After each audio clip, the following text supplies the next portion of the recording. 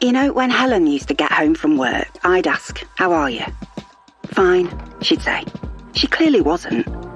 After 10 years in IT, she was on autopilot. Then she found this job, training up-and-coming tech whizzes at the college. Same skills, but with new people, new challenges.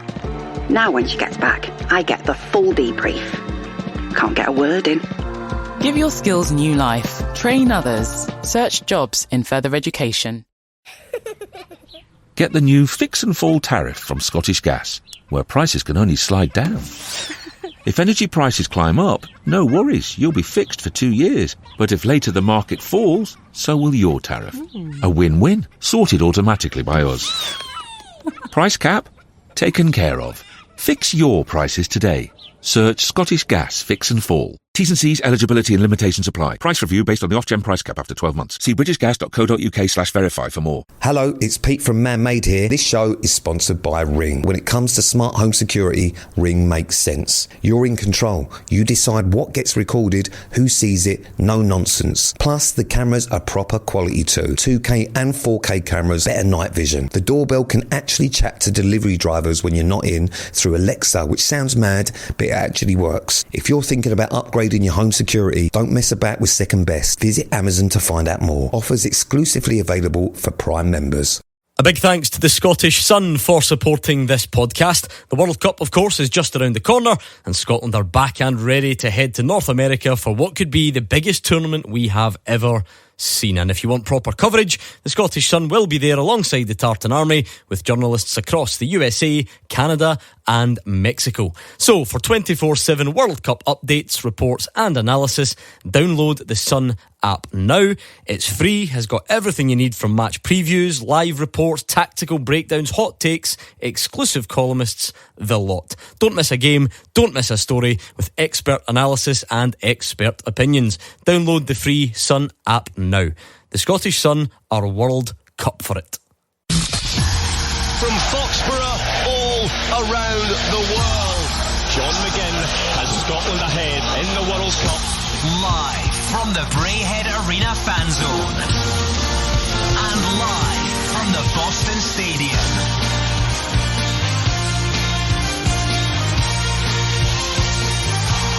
Oh, 0141 951 1025. Scotland versus Morocco. This is Clyde One Super Scoreboard.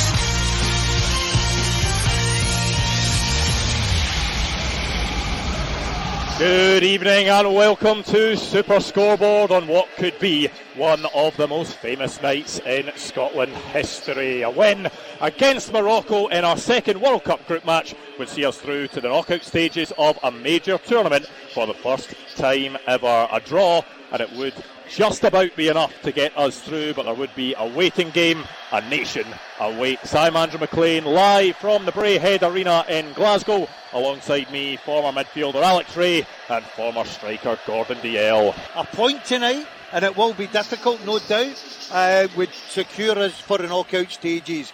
We're just here at Braehead. The build-up starting slowly but surely. This place is going to be rocking when Scotland go out there in the national anthem, and I just hope the lads do us proud. Yeah, there's real expectation in here in Braehead across Scotland, and after that brilliant result the other night, gives us an opportunity to progress through to the next stage, Andrew. And there's a real optimism about the fans. I was coming into the stadium tonight. You've got the saltires draped around, people walking to the venues where they're going to watch this tonight, and they'll be out also listening to us on air also. We saw the emotions, what this World Cup has sparked in this nation, Gordon, and that's just one game. Yes, it was a win, and a really good win at that, but can you imagine what this country, what Boston, what Miami is going to be like if Scotland can get a result tonight that either guarantees a place in the last 32 or almost does it with a draw? Yeah, if we get a result tonight, it's rumoured that the Tartan Army drank Boston out of beer. They'll need to go to another city and get more. But listen, I think everybody's confident of Scotland, the fact that we're getting in underdogs, right? There's no doubt this is a top quality side we're playing, and that's when we're at our best. The first game, as I keep saying, we dipped our toe into the World Cup. We were favourites, a bit nervy, wasn't the greatest performance, but the most important thing, we got the result. And it's different from the Euros. We get thrashed 5-0 at the Euros. Right. And all of a sudden, the confidence is down, we're chasing. Tonight, we're not. A point's enough for us. But listen, don't put it by the Scottish team that they could produce one of the best results ever in the history of the game. Because there is an air of optimism around this Scotland team, which is, for a long time, wasn't there, but Steve Clarke has gradually managed to get that back, getting to a first Euros, a first major tournament in so many years, getting to a second Euros, now getting to a World Cup, getting that first win in a World Cup for 36 years. Yes, the opposition tonight are a top team, but he has restored faith in the nation that wasn't there previously. Yeah, without doubt, and I think you see that in the numbers that have actually travelled over to America as well. Obviously the teams coming out is also, but when you look at that squad overall, it's a real experienced squad. It has grown with Steve Clarke. They've got confidence about actually getting to major tournaments in the last couple of Euros. They're now at the World Cup for the first time in 20 odd years, so you factor all that in there. This group of players, the fans out there will be absolutely buoyant about getting into this game and getting a positive result. Yeah, just under an hour to go until kick-off between Scotland and Morocco. A great atmosphere in here inside the Braehead Arena. I'm sure there is at plenty of venues around Scotland, and I'm sure there is at the Boston Stadium in Foxborough. Gabriel Antoniazzi is there giving us the build-up, but most importantly giving us the team news. Yes, Andrew, good evening from the Boston Stadium here in Foxborough, on the outskirts of the city. Tens of thousands of fans in blue are back in this magnificent arena just 6 days after one of the most significant victories Scotland have ever had. The win over Haiti was the biggest game of many players' lives, but this is up a notch. A place in the knockout stages of the World Cup on the line with Morocco in Scotland's way. A victory would secure it. Even a point, as you said, would almost guarantee progression as well. And as we all know, as we've all been told so many times, that's what these players and this manager want, Andrew. Making history is their target by becoming the first ever Scottish team to get out of the group at a major tournament. Let's get straight into the team news then. Really interesting stuff. 3 changes from that win over Haiti. Nathan Patterson, Kieran Tierney and Ryan Christie all in. Out go Aaron Hickey, Ben Gannon-Doak and Lawrence Shankland. Now initially thought it was going to be a 5 at the back. It looks on paper that it would be that way, but we're hearing that Kieran Tierney is set to play left wing. That's the way they've been training this week. So the team is expected as follows. Angus Gunn in goal, Nathan Patterson right back, Grant Hanley, Jack Henry and Andy Robertson at back 4, Ryan Christie and Lewis Ferguson in midfield with John McGinn, Scott McTominay and Kieran Tierney in front of them. Shay Adams leads the line as the sole striker. The substitutes: Kelly, Gordon, Hickey, Ralston, McKenna, Suter, Hyam, Gannon-Doak, Maclean, Shankland, Fletcher, Curtis, Dykes, Hurst and Stewart. And you just wonder, Andrew, if Tierney is playing left wing, how much of that is it with a view of stopping Morocco's right-hand flank with Achraf Hakimi and Brahim Diaz on that wing? Let's get straight into the Morocco stuff then. It's an unchanged side from the 1-1 draw against Brazil in their opener, and here's the team chosen by manager Mohamed Wahabi. It's going to be a 4-2-3-1 with Bono in goal.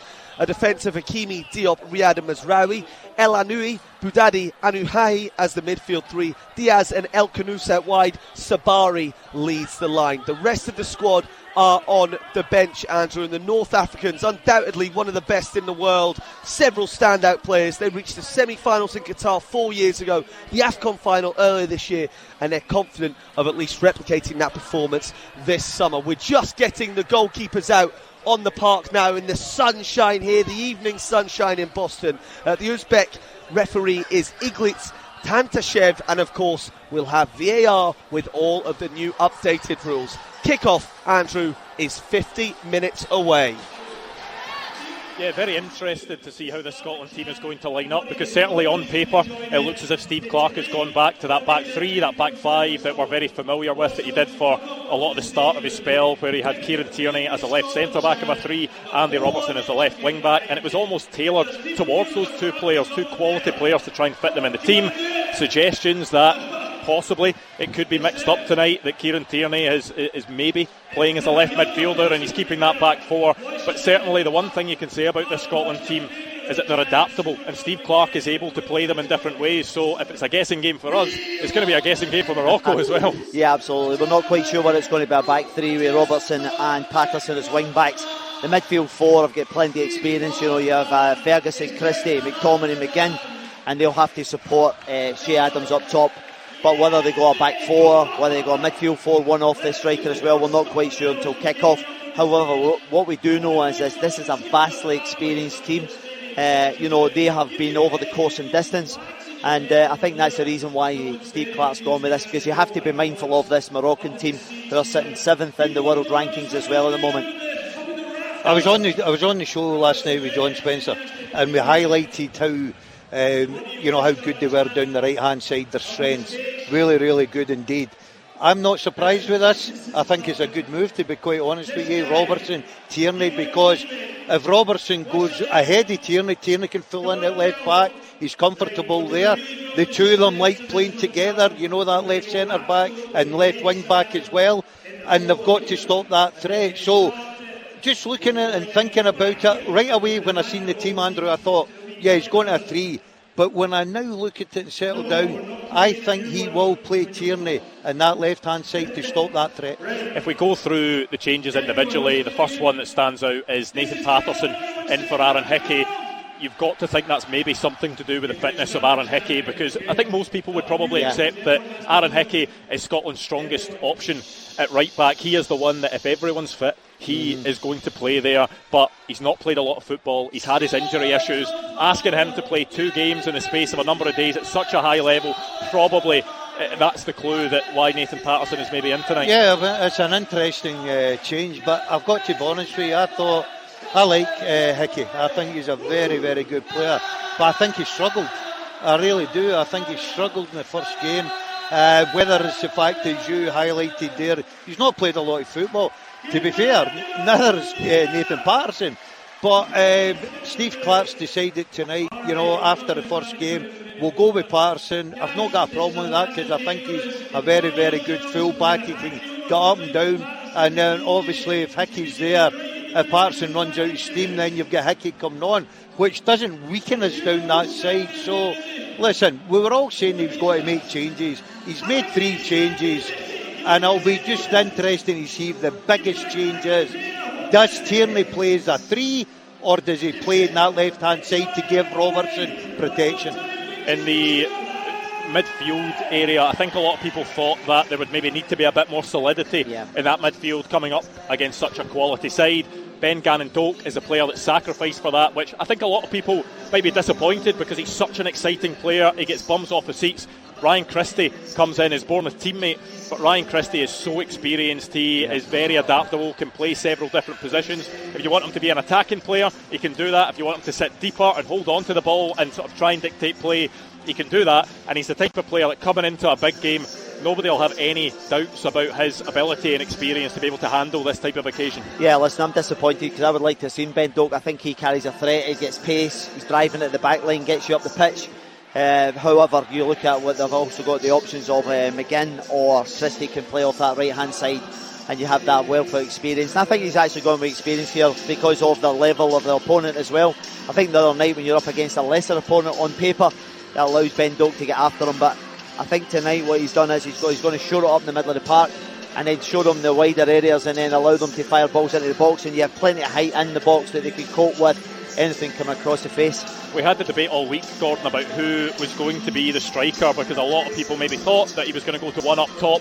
A lot of people thought it was going to be between Shea Adams and Lawrence Shanklin, the two that had started the last 2 games. Maybe some shouts for Lyndon Dykes in there, just given what he can offer. If Scotland are going a bit more direct, Shea Adams is the one that has got the call. Why do you think he's the one that's in from the start tonight? I was a bit surprised. I thought he maybe have just changed it and went with Dykes tonight, just to give us that bit of height, bit of strength up top. But the one thing, the difference, Adams can go behind.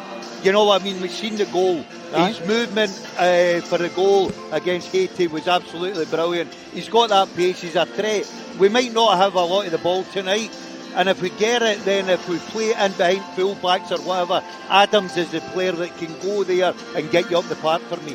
Sorry, Andrew, that's the thing. I think the reason why he's gone for him as that sole striker is his mobility, because Obviously Shanklin and that are decent linkers and things. Lyndon Dykes will compete aerially, but you need someone to run in behind and cause that threat. I'm just looking at those 4 midfielders that Scotland have. We talked about it could be whatever formation, but the 4 sort of natural midfielders in there. John McGinn is just captain Aston Villa to a Europa League. Scott McTominay has been one of the best players in Serie A this season. Lewis Ferguson has been brilliant for Bologna, and Ryan Christie is consistently playing at a very high level with Bournemouth. Those are 4 players with vast experience, vast quality, and should really back themselves going into any game against any opponent. Yeah, I think when you look at the level these guys are actually playing at, Andrew, you make a valid point, and they will be very robust and structured within their system. And I think that's one of the things that you can look at Steve Clarke over the course of his tenure is he has been really structured. There's a real kind of organisation to what they do, hence the reason why they get good results. You know, they don't go gung-ho, they're very kind of regimented in what they try and do. So it doesn't surprise me what you say. And I think you mentioned Ryan Christie. I think he's really developed brilliantly over the last couple of years. And when you look at Bournemouth, he's just signed another 3-year contract when he was down there, and he had a brilliant season also last year. Just picking up on Alec there quickly about that midfield. We've got guys in there, and the one thing is we've got a threat. They can score goals. You know, McGinn, big 20 goals, McGinn, Christie, Scotland. You know, 20, isn't it? Yeah, and I know that Ferguson probably been told to sit, but Ferguson can get you a goal as well. So we've got a threat from that midfield area, which is brilliant, and we're going to need it tonight. Now, we then get on to Morocco. It's a huge step up in quality from the Haiti game, and everyone will say that yes, Scotland got the win, a vital 3 points, but the performance levels are going to need to be a lot better than they were against Haiti to get a result against this Morocco team. You just need to look at what they've done over the last few years. They got to the semi-finals of the last World Cup.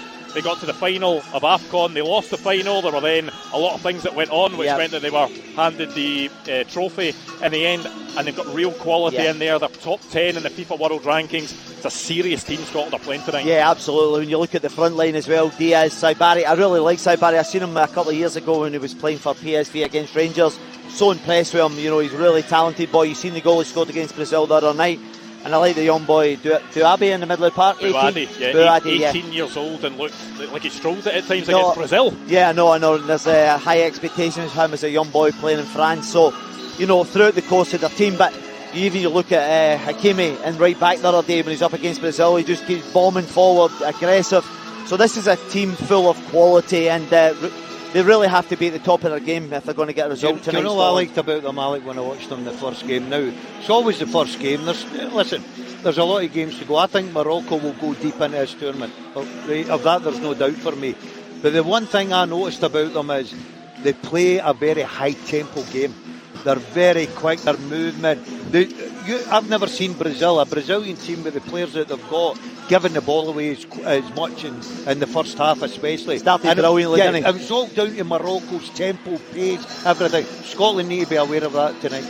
We saw what the atmosphere was like in the Boston Stadium. At times it seemed like a home game for Scotland. I imagine there will be more Moroccans than there were Haitians inside the stadium, but everything that has gone around the games in this World Cup to do with the Tartan Army, how much is that going to inspire the players? Because I imagine in their downtime, when they're sitting in Charlotte in their hotel rooms and they're away from training, they'll be sitting scrolling on their phones like we are. They'll be seeing the support they are getting. They'll be seeing that the Tartan Army are doing them proud, and you just had to listen to the national anthem. They'll hear it again tonight. The support is absolutely incredible, and you hope that whatever extra percentage it can give these Scotland players, it can do something for us tonight. But the thing is, they've been there throughout the duration. You know, they travel in big numbers, and I was over in Portugal watching the game, and you know, it was the wee small hours, and I was thinking to myself, right, okay, and then you're hearing the roaring through the stadium, and you're thinking to yourself, my God, how many is actually there? So I've got a friend over there, Dougie, who's been to about 5 or 6. He's an elderly gentleman. He never thought he was ever getting back to a World Cup, and he's now over there living the dream again, having done it so many times, and he just says he's living his best life. He says the place is absolutely littered with Scots, the atmosphere and the support that are getting second to none. The atmosphere over in Boston has been so good that Gordon Dalziel has been telling me all week that he's been flirting with the idea of just booking some flights to Miami and going. That's how good it's been. Do you know, he's telling you flights. He was telling me about he wants to go and mix with some of the Brazilians. No, I've never seen Brazil in real life. I'd like to go. I think it'd be such. You've never seen a Brazilian? I've never seen a Brazilian in my life. I've got to say, I've sat. Things don't excite me, but see, sitting on your phone like everybody's doing now, seeing the pictures there, and what got to me today was when I seen that the Tartan Army get into that children's cancer hospital and donating 10,000. That's what Scotland people are all about. That's why your country is loved. They've taken over Boston. They'll take over Miami. They're enjoying themselves. It's brilliant. All we have to do now is for the team to join in, give us that point, because that's all we really need. 3 might get us there, but I would like that point, and I've got a funny feeling between these 2 games, I think we can achieve it, Alec. No, listen, I've got a real belief as well tonight, and the reason why I say that is over the course of Steve Clarke's tenure, particularly against the bigger teams, they pull out some really, they up their game, and they're really resilient and dogged, and they're going to have to be that tonight, and with the backing of the fans, I'm really hopeful we can actually get that, because what a buzz it would be for the whole nation to actually get to that next stage, the knockout stage, the 32. Kick-off is 40 minutes away. We'll go back to the Boston Stadium and have more preview ahead of the big game next. Scotland versus Morocco. 0141 951 1025.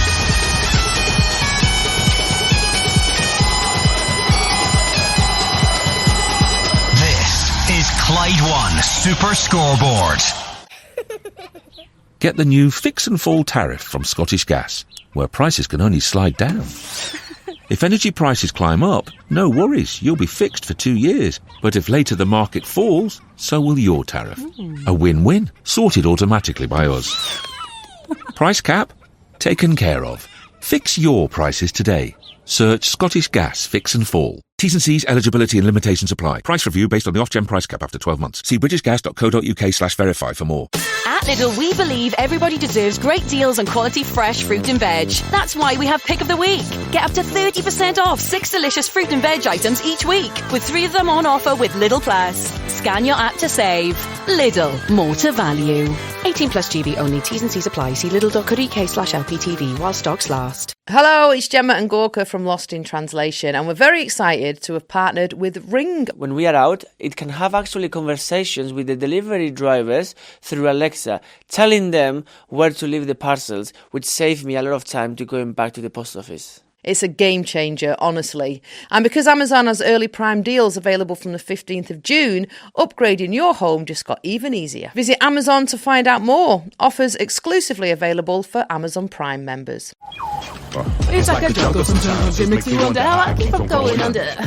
Get that Toyota electric feeling with the all-new, all-electric Toyota Urban Cruiser. Available with 0% APR representative and £1,500 deposit contribution. And save £1,500 with the Toyota Electrified Saving. Visit your nearest Toyota centre, Alexander Wallace. Price from $29995. Available on Toyota PCP when financed through Toyota Financial Services by 30th of June 2026. Optional final payment indemnities may be required. See website conditions apply. Oh, bad traffic. Great news, isn't it? More time in the car. Joy. Maybe you don't feel it. Maybe you don't drive a Lexus NX yet. But when you do, you'll see the positive of peak hour, the delight in a detour, the love of the long way. The Lexus NX plug-in hybrid. Experience amazing before you arrive. A Rayo original podcast. Hello, I'm Gemma Atkinson. And I'm Gorka Marquez. And we have got a podcast together called Lost in Translation. I was reading that bit. No, that's my line. I mean, that's just proof as why our pod is called Lost in Translation. Because we are always lost? Yeah. But we go through anyway. We do get through it, exactly. Yep, and there is a new episode out every Wednesday. Find us on Rayo, Apple Podcasts, Spotify, Amazon Music. Or wherever you get your podcast on.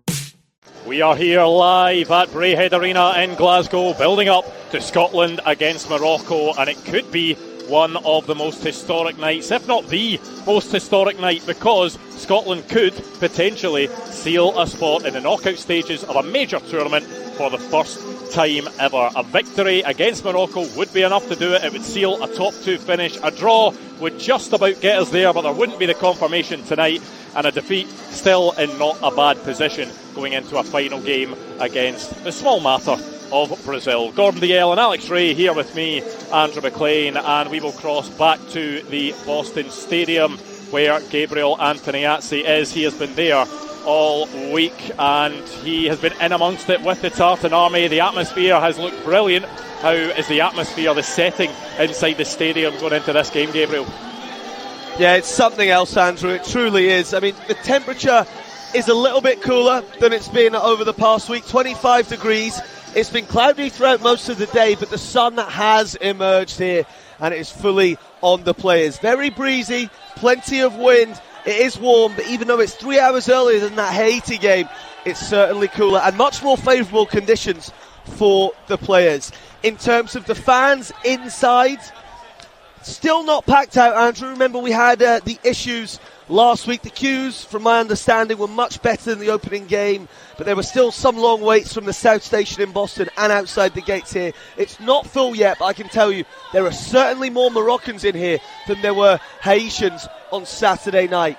Probably on for a 50-50 split. Morocco all in red, Scotland in blue. No coral shirts in here this evening, but what you were just talking about earlier, the Scotland and Boston loving, it's been truly something else to experience firsthand. Yesterday, the Mayor of the City announced a partnership between Boston and Glasgow going forwards. Fans seemingly don't want to leave here. They don't want to go down to Miami where Gordon Dalziel may be waiting for them with all of the Brazilians. They want to stay here. And the locals have just taken to it so well. Scotland will hope to leave with 3 points. And hey, there is a chance as well, Andrew, that Scotland could be back here in the knockouts, the last 32, if they finish third in the group. But talking about fans in Boston, as I said, the Moroccans have been much more prevalent than any other teams outside of Scotland who have played here up in New England. I've been speaking to plenty over this week, and they are all so confident in your team, and you can understand why. You touched on it earlier. They're very experienced. We know their record in previous tournaments. I was actually at AFCON at the start of this year, and they are football mad in Morocco. I don't think people who haven't been there can truly appreciate it. They've invested multi-millions in football over the last decade or so. They're the only team from Africa to ever reach the semi-final of the World Cup, which we know was in Qatar, and they are hoping for the same again, if not more. Seriously high expectations. We know the players. Achraf Hakimi, the best right back in the world, back-to-back Champions League winner with Paris Saint-Germain. Brahim Diaz, crippled by that failed Panenka penalty in the AFCON final, but he looked back to his best against Brazil with a brilliant assist, and that was scored by Ismail Saibari, playing up top these days. He's on his way to Bayern Munich, another top operator. They're 7th in the world. They are unbeaten in 30 games in 90 minutes. You know, 30 matches they've not lost a game within 90 minutes. So a win today for Scotland will be massive on so many levels. It would arguably be the best team this country have beaten at a major tournament since the Netherlands in 1978. And we all remember what happened that day, Andrew.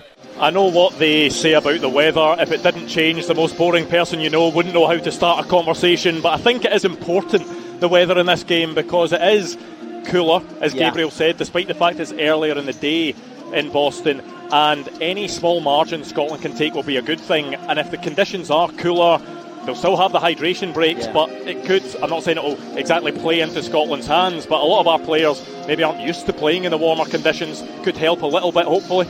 Yeah, well, hopefully that would be the case, Andrew. However, I think you mentioned it was still 25. I think I expect the Moroccans to come out the blocks. So the way they came out against Brazil, they were very much in the front foot, took the game to them.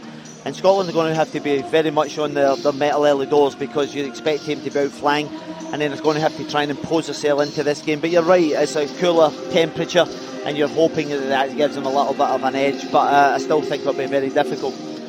Yeah, I do agree. I'm delighted that Gabs keeps reminding us of the weather over there. I don't think it's anything to do with football. I think he's just making us jealous, but it because of the torrential rain that we've had all day today. But it does play a big part, and I totally agree with you, Alex. I think Morocco will come out the traps tonight. You've seen them against Brazil. They went right at Brazil. They were on the front foot. Listen, Steve Clarke will have watched that. He'll have looked at that, analysed it. He'll be ready for that. He'll be telling his players to be ready for it. So we just need to be aware of the threat, settle into the game, and then play our own game. because you mentioned it there not that long ago, Andrew. We're forgetting we've got top players in our team, top players that play in top leagues and Champions Leagues and the McGinns in Europe winning trophies and everything like that. So look, as much as they're going to be a threat tonight, if we can play to our capability, I think we're in with a great chance of getting something. There are millions of you watching up and down the country. Dave Galloway is watching in Aberdeen alongside a former Scotland manager. Callum McQuade and Molly Tullett are at one of the biggest watch parties tonight at Transmit alongside George Bowie. Thanks, Andrew. Yes, so we're in the middle of Glasgow Green, surrounded by thousands of people who've turned up in all kinds of clobber. You've got kilts, you've got hats with the Solskjaer flag on it, and they're braving all kinds of weather, and that's what I'm really impressed with, because I turned up at 5 o'clock when the sun all of a sudden came out, but my friend and colleague Molly, well, she's been braving it since 12, and at that time it was absolutely bucketing down. So I wasn't very popular when I arrived here and brought the sun with me, because I was completely bone dry, but you weren't. No, but we're starting to dry out a wee bit now, and people have been so excited. I mean, it's just been building and building all day today. The number of Scotland tops here is just incredible, and we've been hearing some pretty optimistic predictions for the score. We've been hearing a lot of 3-1 guesses for Scotland, so we're hoping for a good night here at Glasgow Green, and hopefully Scotland can deliver that for us. And you did make that crime against fashion by putting on your wellies. Was it worth it? It was 100% worth it, and when we do it again tomorrow, it is not the environment for anything other than that. Well, it's safe to say my boots are absolutely ruined, because I've been trudging through like sand that's been completely ruined by water. I guess that's what I get for not turning up early and pulling a long shift like Molly. Back to you. Thanks, Andrew. Well, we're here at the Priory, and this For the Fans fan park in Aberdeen City Centre is absolutely bouncing. A brilliant atmosphere, and with me right now is former Scotland defender and manager Craig Levein. Craig, we're so close to making history, but we're up against a team ranked 7th in the world with so much at stake. What approach do we need? We need to be hell of a lucky. This game is very, very dangerous because Morocco are on the up. They've been excellent. Obviously, they won the recent tournament in Africa. Got to the final of the recent tournament, or won it, I can't remember. But they're obviously on the way up. They've just built a massive, up-to-date training facility in the country. They are taking the football seriously at the moment. So this is going to be extremely tricky. What should Steve Clarke be saying to his men just before they take to the pitch? What should his final words be? Far be it from me to tell Steve Clarke what he should be saying. He's done an amazing job with Scotland. He's got us into a position that we haven't been in for a hell of a long time. We need everybody, in particular our senior players, to be at their absolute best this evening. Even at that, it might not be good enough. So this is extremely tricky. Craig, thank you very much indeed. From the Granite City, back to you in Glasgow, Andrew. Well, Craig Levein speaking about Steve Clarke there. Steve Clarke has already written his name in Scotland history by getting us to 3 major tournaments now. He has signed a new 4-year deal that will take him through to 2030. What would this elevate Steve Clarke to if he could manage to get the Scotland team to the knockout stages of a major tournament for the first time ever? Yeah, absolutely brilliant for him, brilliant for his players and brilliant for the country. Listen, I know Steve Clarke's got his doubters. I think he's done a fantastic job. I really do. To get us to tournaments, to qualify for tournaments, our first World Cup in 28 years, Andrew. You can't beat that. And then win the opening game. Yes, we were favourites to do that, but it was a nervous game. We were under pressure because everybody expected us to go out there and it was going to be an easy 3 points. It's never an easy 3 points in the World Cup. Have a look at some of the results that are going about. So it was a brilliant result for us. It gave us that confidence to sit on top of the table. Listen, I don't care about the doubters of Steve Clarke. My opinion is I think he's done a brilliant job. I was listening to Craig there, ex-Scotland manager. If we play the top of our game tonight, we've got some fantastic players. I think we're underestimating ourselves a little bit here. I know Morocco are a very, very good side, but if every one of our players play at the top of the game tonight, this is going to be a hell of a game. I know there was maybe a couple of trains of thoughts after the Haiti game.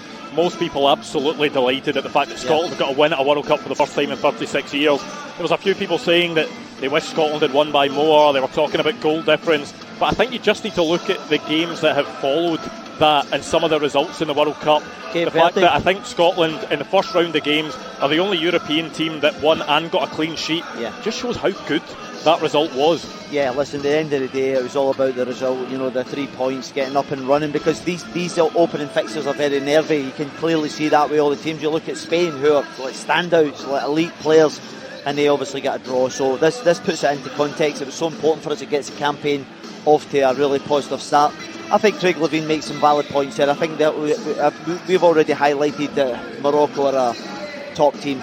I think the fact that he's gone with this real wealth of experience, guys he's trusted over the campaigns, he feels as if this is the best way to try and get that result that they need. I just think that they have to try and impose themselves as well tonight, because what they can't do is just like wave after wave, otherwise it becomes such a long game, 90 minutes, and so they're going to have to try and get a hold of the ball. I think guys like Christie, Ferguson got on the ball, McGinnon, McTominay go and try and support Adams, and then obviously try and get your wing backs up. And I think set plays are key as well, because we're such a big team that we can actually capitalise on that. It's been a deliberate move by Steve Clarke to get players a lot of caps and keep the squads consistent, so that he has players playing regularly at international level, going through those challenges and growing together. So the number of caps in this team is quite incredible, Gordon, but on top of that, a lot of the players have major tournament experience. A lot of the players have major tournament experience from 2 separate tournaments, so you've got to hope that will play into Scotland's hands in some regard across these 3 games. Yeah, the thing I like about the squad is it's got bags of experience and it's got youth, and sometimes that youth that's never experienced it, they're the guys that surprise you. Alec will tell you, he's been in management, you throw a young kid in there to a big arena and all of a sudden he just shines. Look at Finlay Curtis, for instance. He's been absolutely brilliant, but we've got an experienced team tonight. Yes, it's got to be difficult, but I think we've got enough experience in there that's now had a taste of the Euros. They knew the disappointment, that'll be in the back of their mind. The World Cup is completely different. Listen, the Euros is great, but the World Cup's on a different level. Let's not be kidded here. It's on a different level. The players know that. They've settled into the first game. The good thing is, they're back at the same stadium, Andrew. You know what I mean? So all of a sudden, there's a sort of a Scotland good feel-good factor about it. So it'll be interesting to see. But tonight, for me, they've got to start proper, because I watched Morocco against Brazil and they just went right after Brazil and forced them into a lot of mistakes. So they've got to be aware of that, start proper and bed themselves into the game. See, tonight, I've got to say, and I hate saying this because there's no point in it, but the Billy Gilmore for me is a massive miss. Because he can handle the ball. He can take the ball, Alec. He can take the pressure. We've not got a Billy Gilmore here tonight. We've got quality players that have got good attributes, but Billy Gilmore was the one guy, but unfortunately he's not there to do it. Kick-off is coming up soon. We'll be back live from the Braehead Arena next. Live from the Braehead Arena fan zone. And live from the Boston Stadium. 0141 951 1025. Clyde 1 Super Scoreboard. Former striker Gordon Dalziel, former midfielder Alex Rae here with me, Andrew Maclean, live from the Braehead Arena in Glasgow. The clock is ticking. It is almost time for Scotland to take on Morocco. As soon as that game finished against Haiti, as soon as we got that 3 points, all attentions turned to this match. We have seen the team news. Steve Clarke has made some changes. It's going to be Angus Gunn in goal. It could well be a back 5. He's changed 2 of Nathan Patterson, Grant Hanley, Jack Hendry, Kieran Tierney and Andy Robertson. There's Ryan Christie, Lewis Ferguson, Scott McTominay and John McGinn in there, and Shay Adams leading the line. And I just wonder what will be going through the heads of the players in this game, because it's a different expectation than it was in the first game, Alex. You look back to the first match, everyone was expecting Scotland to go out and get 3 points and put on a performance against Haiti. This time, is the pressure slightly more off? Can the pressure be off in a World Cup match? So much is at stake. Yeah, but listen, I think we go into this as underdogs. I think we recognise that Morocco are a decent outfit. However, we still go in with expectations. We have thousands and upon thousands of Scots out there in Boston, across the board here. We're looking at this place tonight. During that break there, me and Daz are up singing and dancing. The atmosphere is brilliant in here, and I think across the country there'll be a real belief and hope that we can actually get the job done tonight, because going into the next game, you think Brazil, difficult and so forth. This is a great opportunity to do something we've never achieved before. Certainly one thing the Haiti game did was it took some of the pressure off, Gordon, because Scotland have that win. We needed at least one win, really, to get through to the knockout stages of the tournament. We've got those 3 points on the board, so it's not as much pressure as there would have been if Scotland had slipped up in that first game. Yeah, Steve Clarke came out and said after the game, a must-win game. And they achieved that. That's what it was about. Listen, we're all greedy. We'd have liked a 2 or 3. Of course we would, but you look at some of the results in this World Cup, there's no many mugs that you're going to just steamroller because you are the favourites. There's a lot of well organised teams with top players in them and good coaches as well, so it's always got to be difficult. Look, it was important to get the 3 points for a confidence booster as well. We didn't have a great Euros, come in for a lot of criticism after the Euros. We have to get up and running for the World Cup. We achieved that. We've got sort of a 2 hits at it now. You know, we'd like to do it tonight. There's no doubt. You don't want to get into the game on Wednesday against Brazil having to chase a point or a victory. A point tonight would cement it for us. There's no doubt about that. The way we've lined up, we know it's got to be difficult. We know their threats. Steve Clarke's he's done his homework. I've just got a wee feeling that we could maybe nick something tonight. I really do. In top games, top players step up and they have those big moments, Alex. Yeah. And there is no better of example of that than in the Denmark game that sent us to the World Cup, and we saw some of our best players step up and have some of the best moments that Scotland players have ever had, and gave the Scotland supporters some of the best moments they've ever had. And if they're ever going to step up again and do similar, these next 2 games are the time to step up. Yeah, listen, I think that they're already heroes in the eyes of the Scotland fans. You look at McTominay, that goal he scored was absolutely world class. They'll be looking for something like that tonight. You look at John McGinn, he's been the talisman. I think he's currently on 20 goals, around about that. So that's a really impressive return for international football. Shea Adams, you know, he's kind of gone under the radar. He'll be looking to try and add to that as well. But I just look at the Scotland. You made a really interesting point there. It was important to win. Can you imagine the atmosphere if we hadn't got the result against Haiti a couple of days ago? Everybody was flat as a pancake. There's an expectation about where we can go with this, and I think the players will believe that also. As I said, this group have grown, and I think it's important when you go through several campaigns, you grow, you're united. The group will be really, the togetherness within that group will be second to none, and I think over the piece they will have a real belief that they can get the job done and do something that's never been done with plenty of other squads over the years. Wins build confidence, Gordon Dalziel, but can you take some momentum when it comes to the defensive side of the game? Scotland have had 2 clean sheets in a row. Yes, they were against Bolivia and Haiti, but they're going into this game knowing that they stood firm in those matches. Yes, it'll be a big step up in level tonight, but it's certainly better than going into the game having conceded in your previous matches. Yeah, anybody will tell you the back 4, back 5, whatever it may be, and goalkeeper pride themselves in clean sheets. Of course we do, especially at this level as well. Look, we were a little bit lucky because the lad against Haiti, Piero's header. Yeah, he probably. So they'll probably analyse that as well. They've spoke about that. There's a sort of, you know, if you get 2 centre halves, they've got to work together.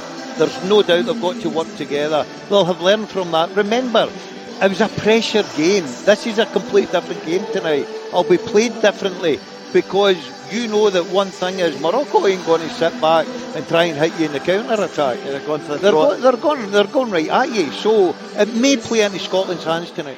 Kick-off is not far away. We are going back to the Boston Stadium next. Scotland versus Morocco. 0141 951 1025.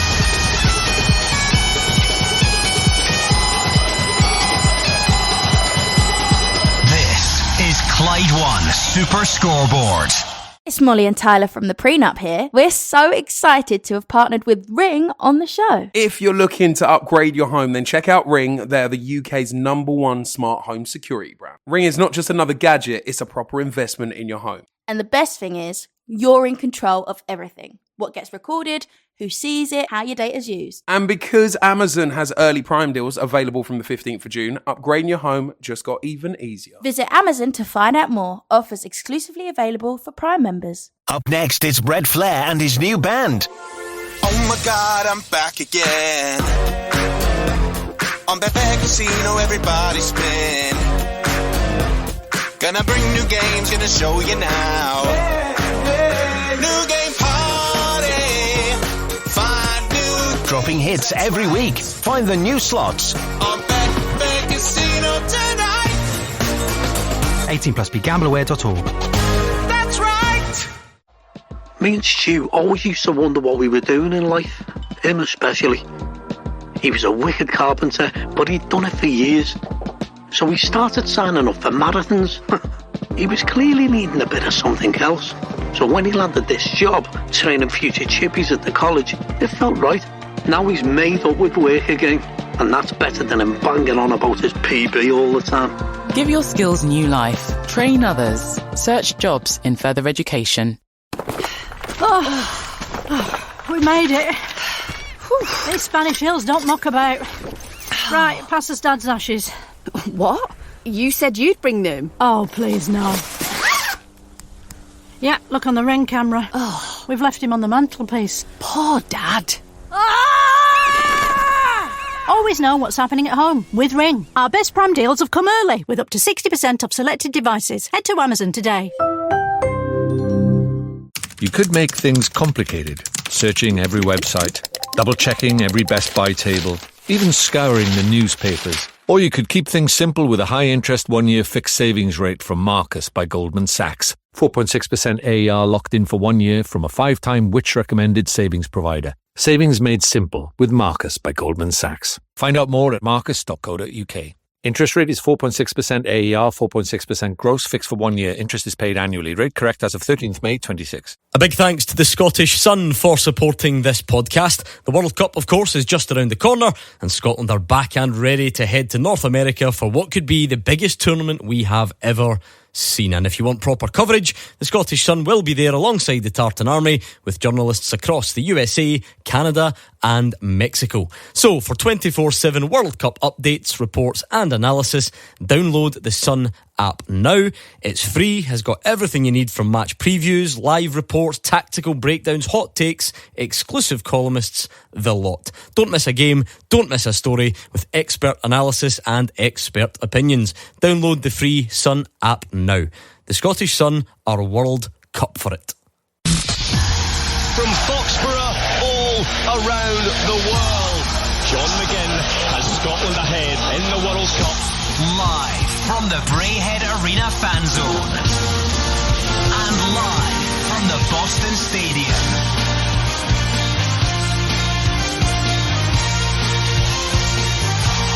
Oh, 0141 951 1025. Scotland versus Morocco. This is Clyde 1 Super Scoreboard.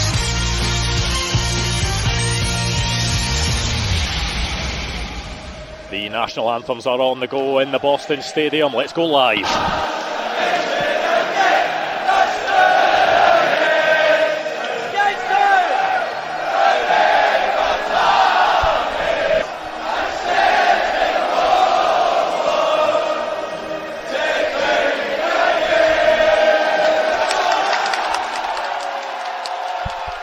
There you go, Andrew. Another rousing rendition of O Flower of Scotland here in the Boston sunshine. All 26 of Scotland's players in the central circle singing loudly and proudly. And now we hear Morocco's anthem.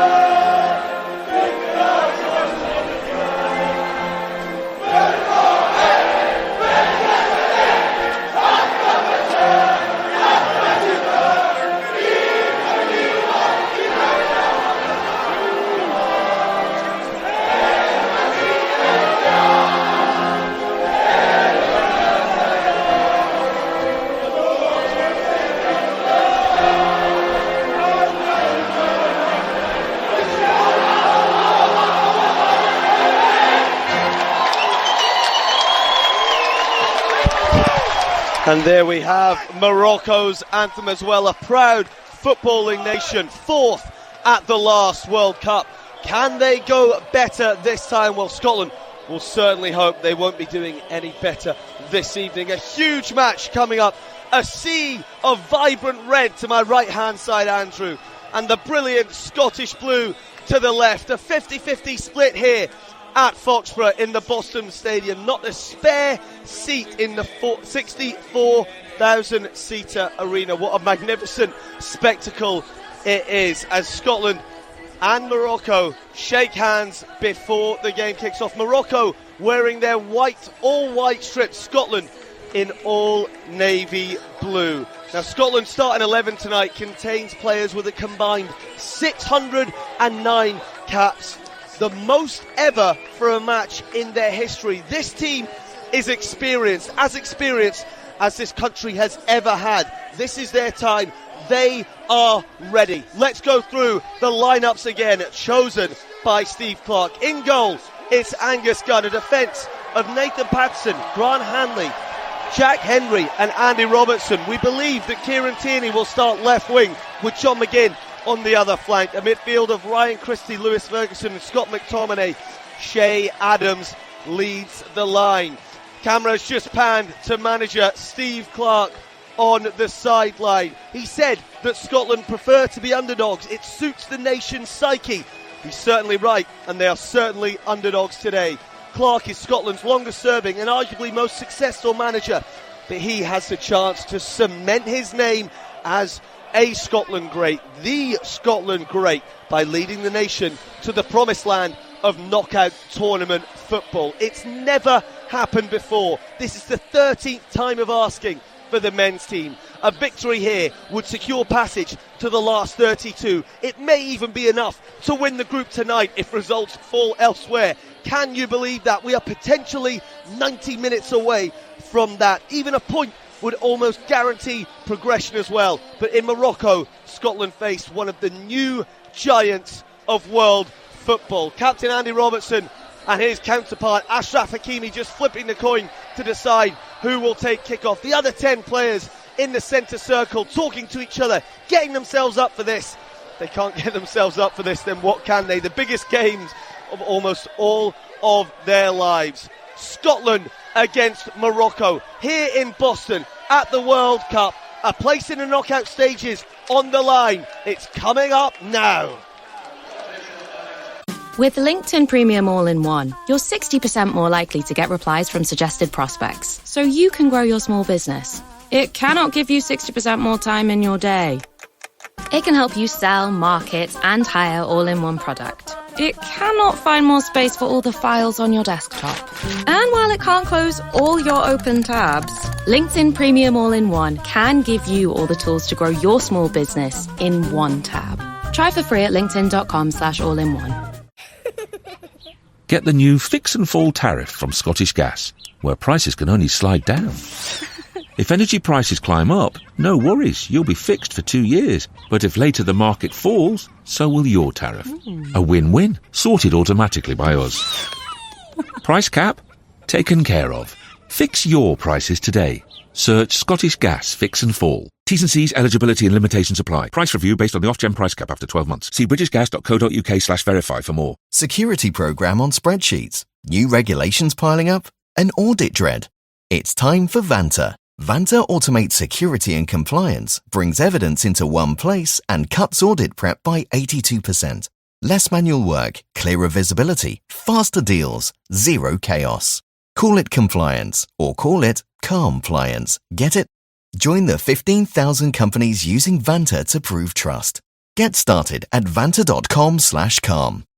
Hello, it's Pete from Man Made here. This show is sponsored by Ring. When it comes to smart home security, Ring makes sense. You're in control. You decide what gets recorded, who sees it, no nonsense. Plus, the cameras are proper quality too. 2K and 4K cameras, better night vision. The doorbell can actually chat to delivery drivers when you're not in through Alexa, which sounds mad, but it actually works. If you're thinking about upgrading your home security, don't mess about with second best. Visit Amazon to find out more. Offers exclusively available for Prime members.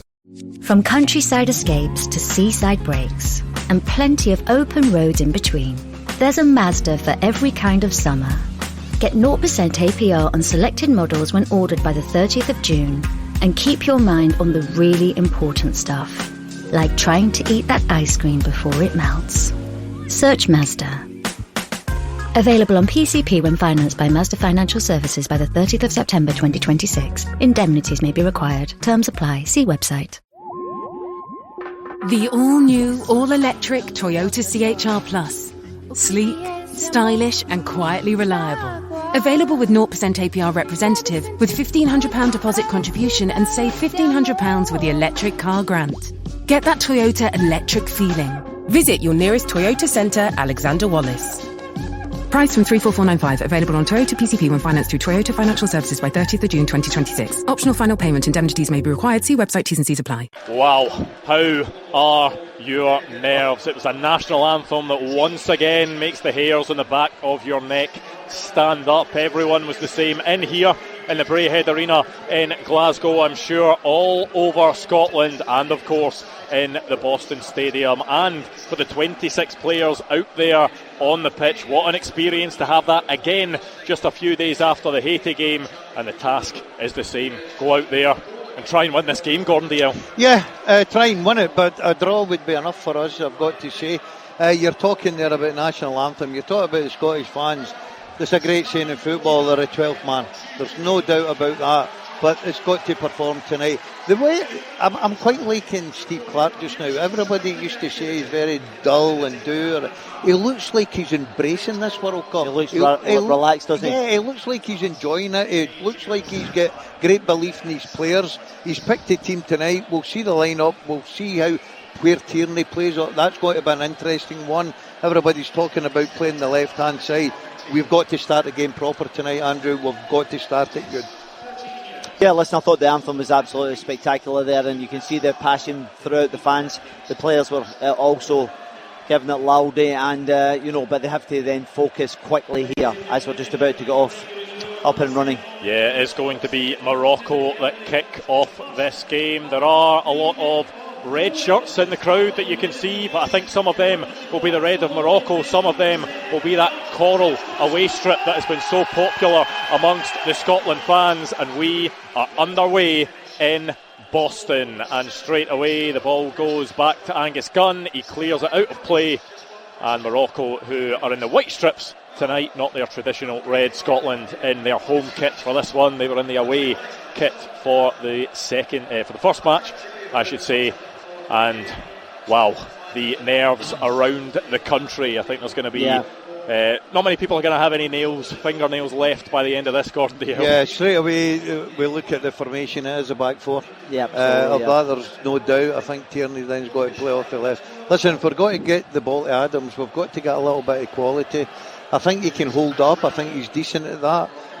I think he makes good forward runs. So there's no point just putting high balls up to him, because we're not going to win those battles. We've got enough in the midfield. We've got to be confident, take the ball.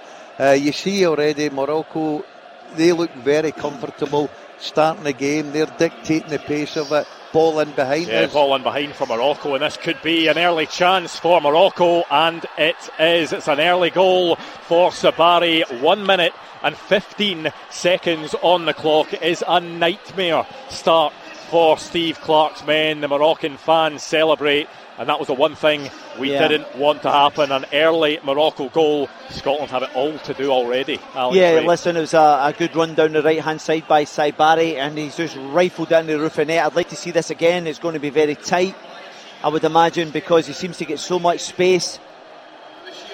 He just doesn't track him. He's clearly onside. Times his run really well. Scotland tried to step up, it just doesn't happen in time. And the finish, it's at a really tight angle from Sabari. The ball's on the bounce, but he lashes it high past Angus Gunn into the roof of the net.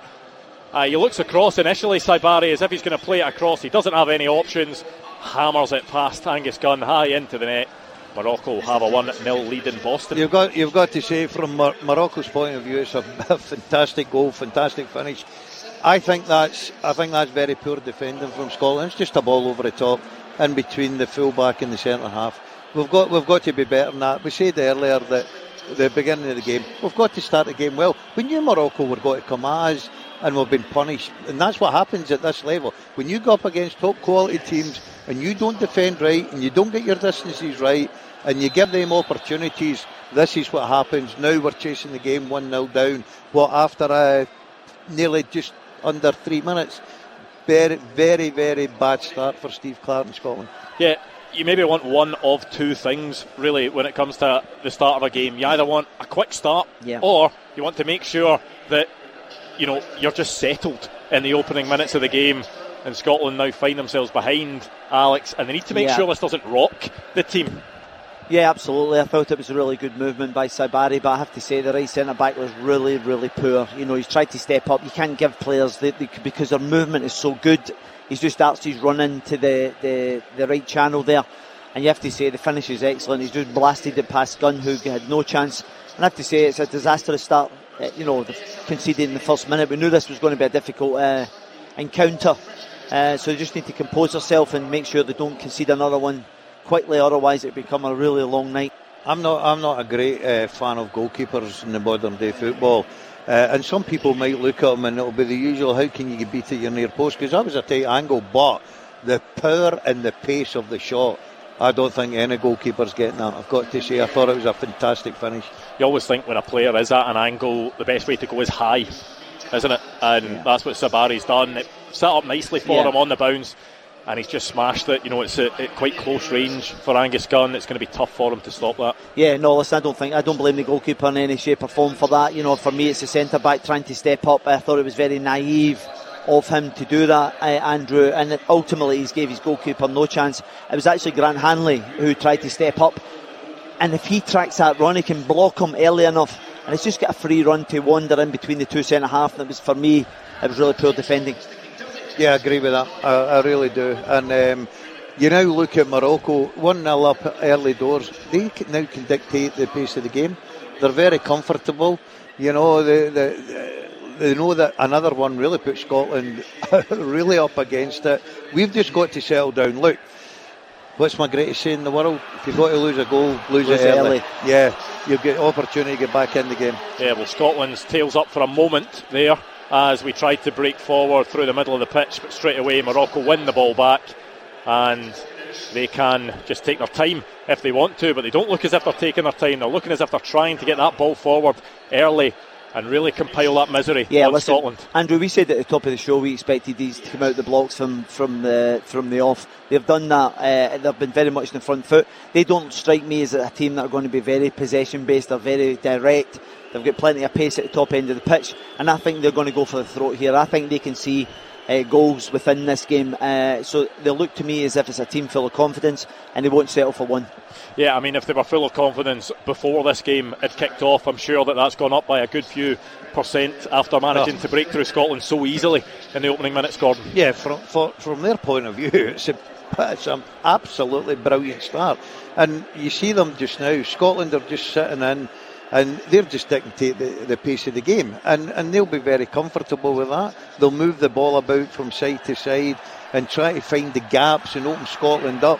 But we have to get, just settle into the game, get a few passes, get forward like we're doing now, get the crowd up for it as well, and then see what we can produce. Yeah, well, Scotland now have the ball at the edge of Morocco's box, but Morocco once again just winning it back very easily, and even when Scotland are trying to put Morocco under pressure, they don't seem like a team that are too bothered by that pressure, Alex. Yeah, because they get around the ball very well. They hunt as a unit, they try and get after the ball, and they were very comfortable in there and snuffed that out by Christie. I think the one thing is, when you're watching this team, they're quite happy for you to then get up at the end of the box. I think what Scotland need to watch as well is they have to be really comfortable in the rest defence so that they don't get easily transitioned. So, I think that's one of the things that they'll be looking to do. I think one thing about Morocco, and I think we noticed it in the first game and early on in this game, every one of them are comfortable on the ball, Alex. Yeah. They'll take it in tight areas, they'll pass it, they'll be patient, they've got the goal. They don't need to go gung-ho here. They've got the goal already. Eventually Scotland will have to come out at some point and that's when they really become a danger for me. See the thing is, it's I think it goes back to the old adage. You see 1-0 here, it still keeps Scotland within the game. They just do not want to try and concede another goal, because ultimately then I think they'll go out comfortable winners. So it's a case of staying in the game, try and work your way and try and get some opportunities that you can actually get that equaliser. And there will naturally be that lull from the Scotland supporters conceding so early, but they will know, and the players will know, that if the supporters can quickly, become that loud backing that we hear so often, it really can help the team. Sometimes you need the players to inspire the crowd for there to be that noise. Sometimes it can work the other way, that the crowd can really inspire the players. Yeah, listen, and I'm watching this game playing out, and we're only 8 or 9 minutes into the game, and Morocco look a real threat. And I think one of the things that's been evident in the early exchanges is that they're getting runners getting in behind. There was just a little ball overhit there, otherwise the player from the middle of the park would have been in and crossed the ball into the danger zone. So they're going to have to track their runners, because it's so important. Anyone falls asleep, then at this level, with the quality they have, they've got the potential to pick you off. I think that's where Scotland have got it wrong a little bit, because I think their tactics against Morocco was force them down the wide areas, because if anything comes in the box, we're favourites to go and win it with the centre halves and the height we've got in there. But they went right through the middle of our defence. But that goes down to the centre half. That's I totally so agree. naive. The way he's tried to step up there, this is quality. The timing of the run's usually spot on. This lad's been courted by Bayern Munich, who are a top outfit. So, it was a basic ball in behind. He's got to track that runner, Hanley. Scott McTominay wins the ball out on the left. That gives something for the Scotland fans to cheer. But Scotland are forced all the way back. But at least we have the ball in our possession. Yeah, really good pressing by Morocco just to force Scotland all the way back. Almost, it looked for a second to Angus Gunn, but the two central defenders just exchanging passes as it is. Scotland struggling to get out, struggling to get a foothold in this game in the opening 9.5 minutes. I don't mind this either, because what you're doing is you're taking the sting out of the game. You're taking the they've obviously not got possession, so I don't mind this. You're getting a breather as well. You're popping the ball about. Yeah, Scotland winning a free kick. No, they're not. Well, I thought they would have, but they haven't. Morocco can now get forward, and there's a chance. They're in the box. It's played across, and Scotland get away with one, because the ball was played across the face of goal. Did Angus Gunn get a touch? I think he got a touch there, because it looked to me as if the player was just about to tap it in. Yeah, well, Ryan Christie went down. That's a foul. Looked like a foul to me initially. It wasn't given. Morocco then break forward, play it to the left side of the box. It was then cut inside. Did they miss it? It was played across. I'm not sure we'll see this again in the replay. But it's actually just missed by everyone. Yeah. And it looked as if Morocco should have got the contact in the middle of the box and should have been 2-0 up, Gordon. You got to ride your luck a little bit in football. Well, I'll tell you what, that's a perfect example there. We should be 2-0 down. Of that, there's no doubt. We've got away with one there. We've got to be careful here. They look like they're in the mood. If they get two, I agree with Alec. I think this could be a really hard night for us, yeah. Do you know the interesting thing about there? They actually encourage you to play balls into the middle of the park, and Christie gets his pocket picked there now. The referee, I thought it was a foul, but the referee played on, so they need to be mindful of that. Well, this is where Morocco can be really dangerous, because they managed to break forward. They're at the edge of the Scotland box, but Scotland almost make a meal of it at the edge of our own 6-yard box. It's ended up forced out to the left, where there are Morocco, can continue that attack. It goes out for a corner, but Scotland at times look at 6s and 7s while trying to defend. But you have to say, Morocco look really dangerous. That's the way they're picking up little pockets and flashing balls across the face. Not just that, Alec. When they're out of possession, the minute the ball goes into the middle of the park, they are on Scotland like no tomorrow, putting them under pressure. And as you say, their movement is excellent. Yeah, well, here is an opportunity from a set piece, a corner for Morocco. Doesn't look as if there is a cloud in the sky in Boston. There was, talk over the last day or so that it had cooled down, that there were more clouds. They've now worked that short corner. They've worked it to the byline. Scotland get that ball away. Another moment of danger created by Morocco down the left. Ashraf Hakimi, key to that. We've got to try to run as well. Yeah, but the thing is, you have to communicate there, Daz, because what's happening is McGinn thinks the fullback's got it, and between the two of them, neither do it, so they get a free cross into the box. Yeah, well, the score flashing up at the bottom of the screen. 12 minutes on the clock. It is Scotland 0, Morocco 1. Sabari with the goal. I'll tell you what, it feels longer than 12 minutes, doesn't it? Yeah, Steve Clark will be desperate for a hydration break. he'll be looking at the clock thinking, get my players over here, I need to have a chat with them. I mean, we saw that hydration break work for Scotland against Haiti. We've talked about it in the last few days that, you know, Scotland started the game against Haiti really well. Haiti then started to look as if they were building into the game, which became a bit of a concern. The hydration break came, and Steve Clarke, he was very forthright in getting his point across to the Scotland players. And as soon as they went back out there, the Scotland players were right on the front foot. They were making things happen. And the goal ended up coming off the back of that. So maybe it is what Steve Clarke needs, but you can't just wait about for a hydration break. Well, the thing is, you've still got another 10 minutes to go, Andrew, so you have a long wait here. But, you know, I think, as I said, Daz and I were saying that you need to try and get a control of the ball, but it's almost as if Morocco are also taking a break, and then when there's a loose pass, they're then pouncing onto the Scotland rear guard or onto one of the sitting midfielders. So they need to try and play through the lines quicker, Scotland, because ultimately if you get that press and they get it right, you're losing the ball in your defensive third. Grant Hanley goes long. We saw that work effectively a couple of times against Haiti. Shea Adams chasing the ball. It looked as if it was going to be ushered out by the Moroccan defender. Shea Adams did well to keep it in play, but can only direct it back to another Moroccan player. It's over to their goalkeeper, and they can calmly just play the ball out from the back. Scotland not keen to press them too much at present. No, Scotland, the minute Morocco get the ball from the back, Scotland are just draw them off, getting into their shape and letting them pass the ball about. But they've got to have a trigger point, Scotland. They've got to, at some point, know when they're going to go to release and close everything down, try and win possession back and go and hit Morocco on the break. Because the one thing, Morocco are brilliant at that, you've got to say. Well, yeah, Scotland just, as you said, keeping their shape with Morocco passing the ball around the back. They do have so many quality players. We talked about a few of them before the game. One of them we didn't touch on too much is Bouadi in the centre of the pitch, just 18 years old, has pretty much played 2 full seasons for Lille. Talk of some of the big clubs coming in. We saw what he did against Brazil. He is someone that can be a real danger. We've just seen him drop deep a couple of times, take the ball at the edge of the Morocco box, and for a guy at 18 years old in a World Cup, it just shows the quality that Scotland are up against. Alec, he's not struggling for confidence, the boy, but also he's not struggling for ability because he's so comfortable on the ball. He's dictating player as an 18-year-old international football, which is credit to him, and there's plenty of more development in that boy. And as you rightly say, Andrew, I think he's been courted by some of the big guns within the top 5 leagues. So, but again, Scotland are going to have to contend with that tonight. Yeah, Scotland attempting to win the ball back. They do eventually from Morocco. It will go back to Angus Gunn in the Scotland goal, who passes out. Can Scotland maybe just string a few passes together here, get their foot on the ball?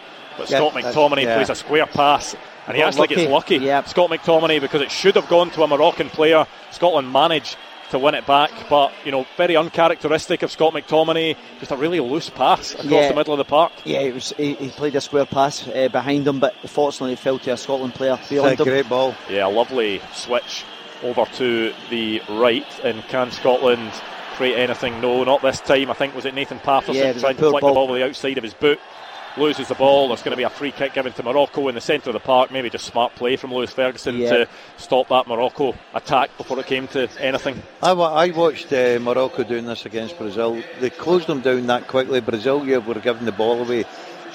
We've had a couple of passes, and then all of a sudden the third, fourth pass, Morocco closes down and they win back possession.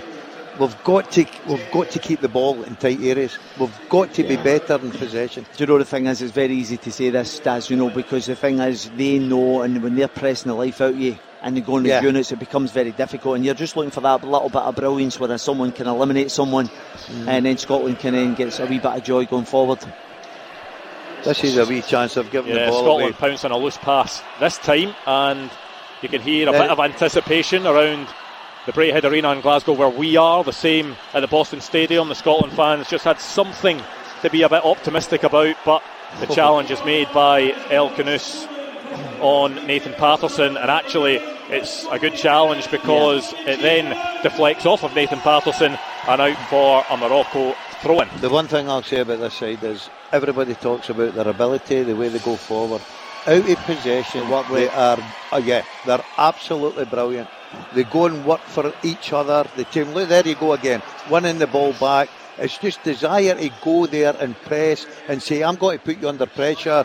And at this moment in time, the Scottish players aren't handling it very well. Do you want the sign that it's all going wrong so far? Is that here in the Braehead Arena, I think jokingly, I'll just stop there because Morocco could be in behind. Angus Gunn manages to get the touch. But what I was going to say, here at the Braehead Arena, I think jokingly, whoever is, in charge of the sort of lighting and everything else that's going on, jokingly let the smoke cannons off because they thought Scotland had won a throw-in, and we didn't even win that throw-in. That's the problem. That's how badly it's going for us. Throw-in ended up going to Morocco. Yeah, I think we've got to be careful here. They're starting to sort of pinpoint that position between Robertson and Hanley and the left-hand side. That's a couple of times now. They get in for a goal, and obviously I do agree with Alec. I don't think you can step up like that. But once again, it's down that side and it's causing us a bit of problem. Grant Hanley gets very lucky again there. He tries to shield the ball back to Gunn, and the centre forwards actually get the contact, and Gunn pulls off a really impressive You know what? save. It's not even the centre forward. That was Ashraf Hakimi. That's that the right Hakimi, back was it? Yeah, that had marauded forward and was causing problems. No matter where he is on the pitch, he's proven that he's going to try and cause Scotland problems, and he has won the Champions League with PSG the last 2 seasons. He is, as we talked about, probably the best in his position in the world, and he at any point in the game is going to try his best to cause Scotland issues. But there are almost 19 minutes on the clock in Boston, and it's Scotland 0, Morocco 1. Yeah, and you've got to say, for Scotland's behalf, we've really offered nothing going forward. Morocco are just dictating the possession, and then all of a sudden they get runners going and cause Scotland problems. The minute Scotland get the ball, they just hound them. They're at them as quick as I've seen any team. They just go and they go in packs and they hunt and they get the ball back, and then they're able to dictate the game. All the top teams do that, Daz. When you look at world football across the game, when you look at all the top level teams, they hound the life out of you and they pick you off in the wrong areas. And you look at Hakimi there, he's got 11 goals for fullback for his international team, which is incredible, but he almost nearly scored again there. Yeah, he is the talisman, and he is going to take this corner for Morocco. What can they do from a set piece? Nothing initially, but it will go out for another corner. I think was that Grant Hanley with a header. Yeah, it was important as well. If the ball goes round the back there, Morocco had an overload at the back post. So once again, I mean, he's not someone that you want to give opportunities to get the ball into the box. He has such quality from his deliveries, Ashraf Hakimi. And here he goes again, and once again it's headed away by Scotland. Morocco go for a very ambitious long-range effort. I mean, he caught it, but it was blocked very quickly. The ball back in and gratefully into the arms of Angus Gunn. Yeah, it was uncharacteristic of Hakimi. It was a poor cross in the end, but they really are a threat. There was a couple of big headers from Scotland there. Grant Hanley managed to get a couple away, so they're going to have to make sure they get first contact in the box. 20 minutes gone in Boston. If you're just tuning in, it's Scotland 0, Morocco 1. It was an early goal. About 1 minute and 15 seconds is all it took for Morocco to get in behind. It was a ball over the top, down the right side of the box as Morocco attacked. The ball was smashed high into the net past Angus Gunn. Looked like Scotland may be in a bit of trouble in the early stages of this game, but they've managed to stop that bleeding quite early. But Morocco are showing signs of quality. Scotland just unable to really get the ball forward and cause any danger for Morocco at the other end. Something will need to change, whether that's just going to be a tactical tweak, whether Steve Clarke might look to his bench early on. I wouldn't imagine it will be during the first half, but it may be something that at half time, if he's feeling this isn't working, since he's going for something different. As we talked about, we're so used to seeing Andy Robertson playing as that left wing back and Kieran Tierney playing as a left centre back. Well, it's a back four with Andy Robertson as a left back and Kieran Tierney as a left midfielder. Andrew, that sums it up. We've had about 25-30 touches and we're still in their own half. Yep, I think Morocco happy to concede playing across the back there, and they just get a breather and then they go again. And I think the most disappointing thing in the opening 21 minutes, we haven't created an opportunity in the Moroccan goal, and that'll be a source of frustration that they've not done that. However, I keep maintaining, as long as Scotland can keep it at 1, they're very much in the match. And we said at the top of the show, a draw would do us, but again, there's still 70 minutes or so, Daz, before. 100%. 1-0, you're right, Alex, we're still in the game, but Free kick. We've got a free kick there. The And a cheer goes up there. The It's the smoke first machine yellow going. card of the game for Issa Diop, the Moroccan defender. A cheer goes up in here in the Braehead Arena in Glasgow. A cheer goes up amongst the Scotland fans. And yeah, it was a ball played over the top, and he just, as he body checked Shea Adams. Would you know the interesting thing about that then? Shea Adams tried to do a similar run to Siberia early doors, and the big fella just blocks him, doesn't allow him to get in behind him. And that's proper defending, Andrew. 40 yards for goals. If Grant Hanley had done that early doors, then he obviously doesn't get in. Yeah, plays his football in the Premier League. Issa Diop. With who? One of a few players. I think Fulham he's at Great the shout. moment. Great shout. See, that's knowledge. That's what we're looking for on this show. I gave him it.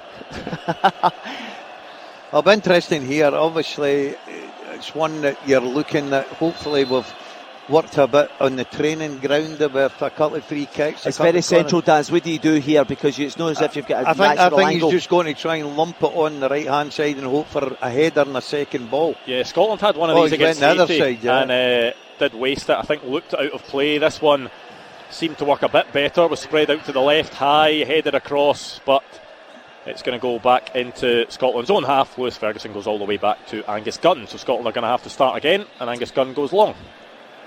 I always think these centrals free kicks are really difficult to get an angle, to get a proper header. Awkward, aren't they? Yeah, because he's literally hit a diagonal ball outside the box, so that you've then got to cross it. So you're trying to win contact in the kill zone in the centre of the goal.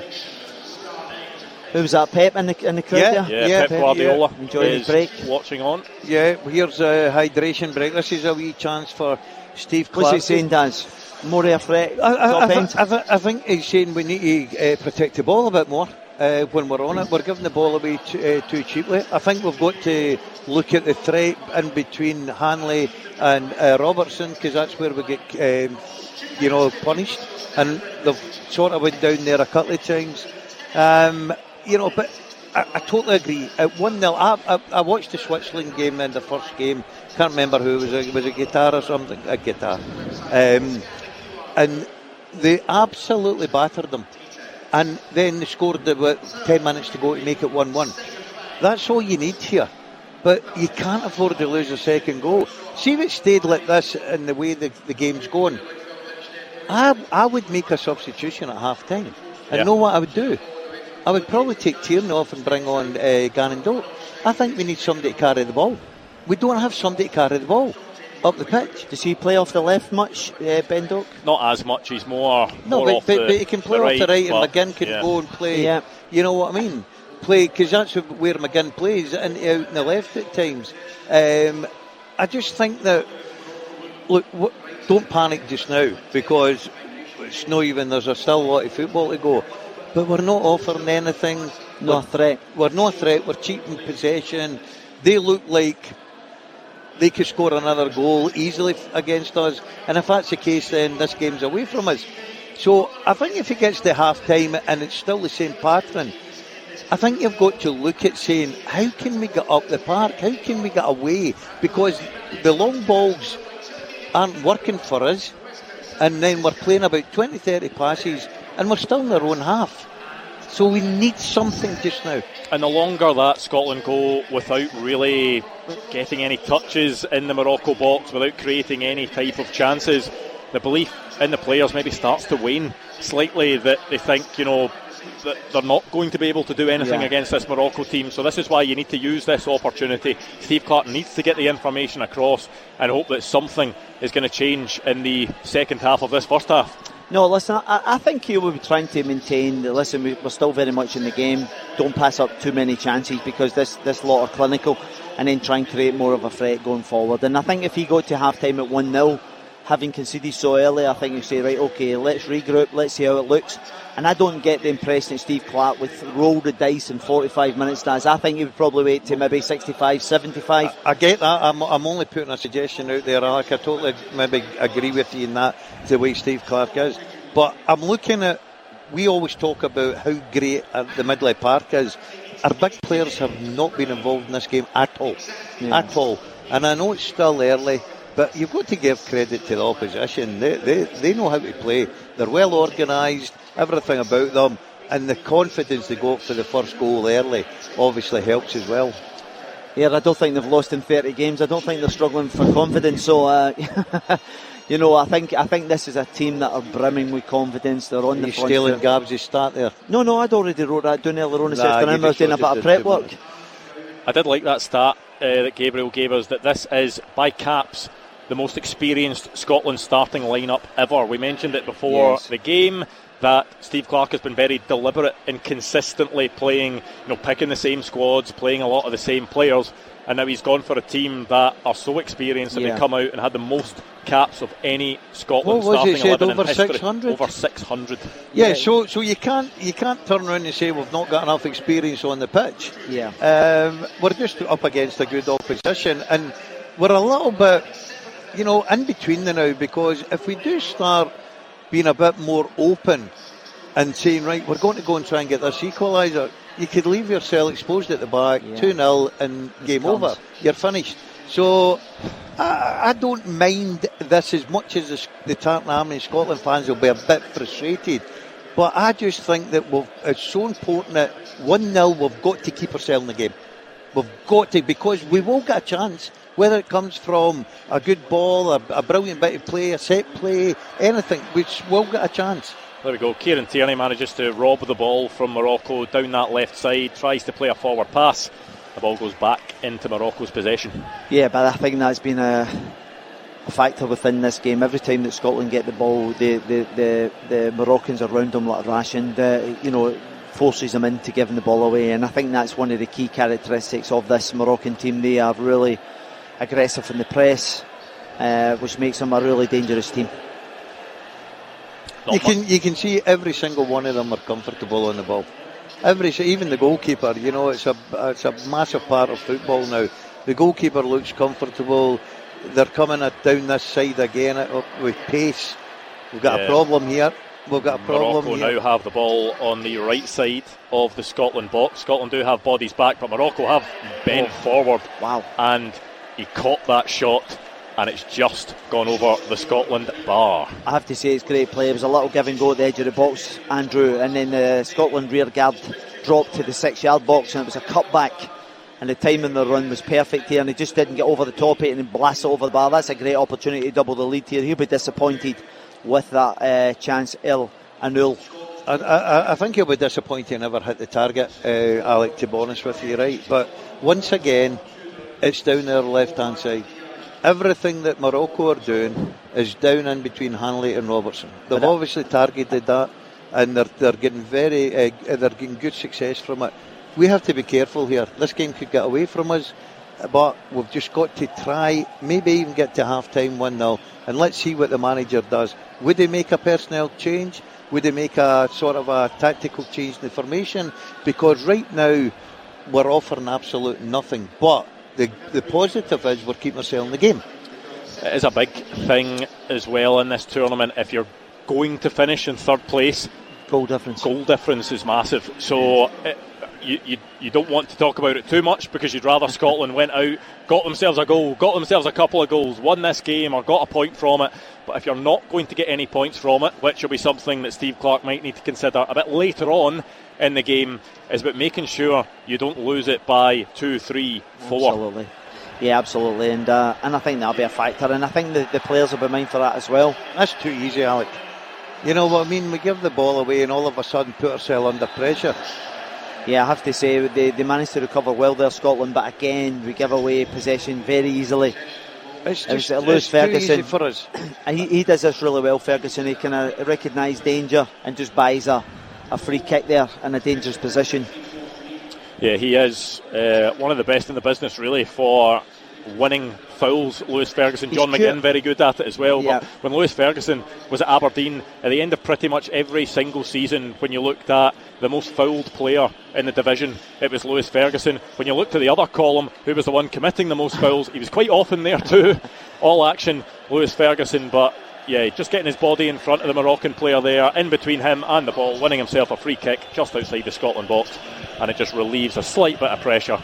Scotland now on the ball. Yeah, I've been watching Ferguson for years now, and it's a lot of the characteristics that you mentioned there, Andrew, in terms of winning and conceding fouls as well. He's acute in what he does. This is better. Ryan Christie just got a touch on it. He thought he'd maybe jumped away from the Moroccan player, but gets a foot in, wins the ball. The ball's back in the possession of Saibari. Was great feat. He just finds a way out of it. Yeah, just when we look like we're getting a little bit of success on the forward areas, they're in. They nip the ball away from us, and then all of a sudden we're there on the front foot, and we're obviously having to defend here. Yeah, Scotland now penned back with Morocco having the ball down the right side. Boos ringing around the Boston Stadium from the Scotland supporters, just trying to put off the Moroccan players, but I'm not sure a few boos are going to do the trick, unfortunately. Listen, they don't look as if they're struggling for confidence. They'll be quite happy with the boos, I would imagine, because, as I said, they are so comfortable on the ball. They dominate possession, transition, they're very good, and they hound the ball for their lives. And this is a very good outfit. I would expect this team to go very far in this tournament.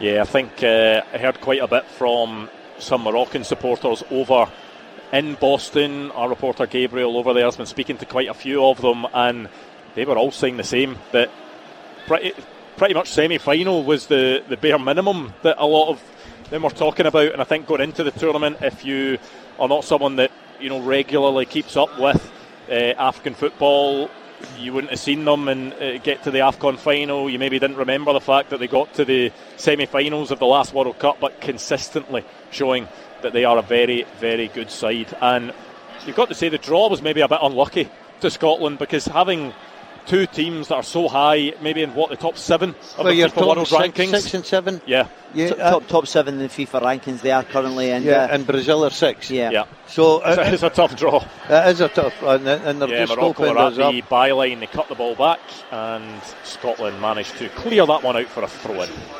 This is actually quite a young squad as well, Andrew. It's not as if this is an ageing Morocco squad. They've actually got a lot of young guys breaking through into this. So they've got a lot of development over the coming years as well. Yeah, not much to smile about or cheer about from a Scotland perspective. No, we listen, I think in the back of their mind, goal difference is obviously there as well. We can't get up the park. We can't get a touch of the ball. And the minute we do get the ball, all of a sudden we're put under pressure and Morocco win it back. And now, have a look, they're very comfortable, they'll be patient, they'll wait for that sort of to try and bring one of the Scottish players out of position and then go and punish them, because they've got that ability.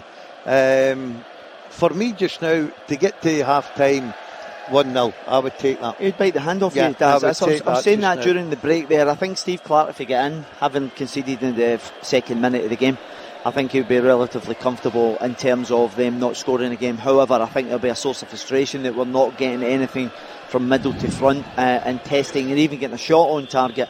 So that'll be the source of frustration. And it's not as if Angus Gunn's goal has been peppered and he's having to make saves left, right and centre. Have I jinxed it? The ball comes out to this side. Oh, we are lucky. It is blazed over the bar. I think it maybe comes off the ankle. That looked a free kick. It's a stonewall free kick in McTominay. You can see Steve Clark remonstrating with the fourth official. He just dives into the player. So how is that not a free kick? Scott McTominay's running onto the ball. The Moroccan player trips, but he throws himself into the path of Scott McTominay as he's falling over. There's maybe been 2 or 3 of those where there have been challenges in the midfield and Scotland have lost out in the ball that maybe look like fouls that haven't been given, and Morocco have managed to boost forward from it. You know what I mean? I've praised the referees in this World Cup. I've liked the way that the rule changes have made the game a bit quicker and everything, but come on, you must see that. That is a stonewall free kick, and all of a sudden, we are lucky that we're not 2-0 down. I have to be honest with you, if El Khanous connects with that and scores, I think he comes back and it's a free kick. That's as clear a free kick as you're going to get. There's no bias there. I think any neutral looking at that would clearly say that was a free kick to Scotland. But you just wonder why the referee's not seen that, Alex. Well, listen, maybe they think to themselves, we'll maybe play it on and then we can always go back and review it through VAR. But for me, that's as clear cut as you're going to get. Yeah, well, it was a poor finish, Andrew. You're talking. It almost looked as if it sort of came off his ankle at an awkward angle. It was a gilt-edged chance, and for players of this quality, you'd expect him to at least hit the target. Well, 4 attempts at goal from Morocco, just 1 on target, which was their goal. Scotland yet to have a shot in this game, and it's less than 10 minutes to go until half time. Well, that's a disappointing thing that we've not even had the opportunity to try and test the goalkeeper. It has been very, very difficult. They are very well organised. Here they come again down that side. Yeah, Hakimi, that's my worry down that side. I think they're getting away really from Andy Robertson. He cuts inside. Hakimi, Scotland just having to flood the bodies back to try and stop. But just look at the quality down this right side, twisting and turning, tying the Scotland defenders in knots. We need to defend here. And Morocco just being patient too, not trying to rush that ball in. They do this time. I think Brahim Diaz, who was the one with the dancing feet. But Scotland good play. Very nicely managed to work the ball away, and now piling the bodies forward. Oh man, surely that's a booking. Yeah, there is a free kick that's given. You'd have thought surely that is going to be a booking, but it's not given. It is a free kick to Scotland. The referee just trying to make out as if it's a shoulder-to-shoulder challenge, despite the fact that, you know, maybe you wouldn't give a free kick for it if it was shoulder-to-shoulder, but it's the shot of shoulder into the back. Look, Kieran Tierney as he's running. I have to be honest with you here, that's as cynical as you're going to get. I don't think that's a booking. Well, I'll tell you why, Daz. It's stopping a promising attack. I think there was other players in front of Tierney. No, that's fine. There's players in front, but the fact that Scotland have about 4 players running alongside Kieran Tierney, they're crossing the halfway line. It's got to be seen as a promising attack. Okay, I thought it was a penalty. No, but the thing is, it's a cynical one, and he is stopping the promising attack. And that was the one time that Scotland managed to get bodies in the offensive area. A very deep free kick for Scotland. Andy Robertson is going to take it, probably only about 5 yards into the Morocco half. I think this will be second contact that they'll need to try and go on the top of it. Yeah, he does go deep, Andy Robertson. It comes all the way through and is kept in play. And Scotland offside, have won. Is it a corner, a free kick to Scotland? No, I think Morocco. It's offside, I think. Have won something. Can't be offside. Potentially an offside, is it? Why is he giving a free kick then? Well, he's onside there. Well, I'm not sure. But the thing is, he doesn't go for it. Well, I think they're giving the free kick anyway, against Jack Hendry. Yeah, it doesn't matter. It's a free kick, taking the pressure off them.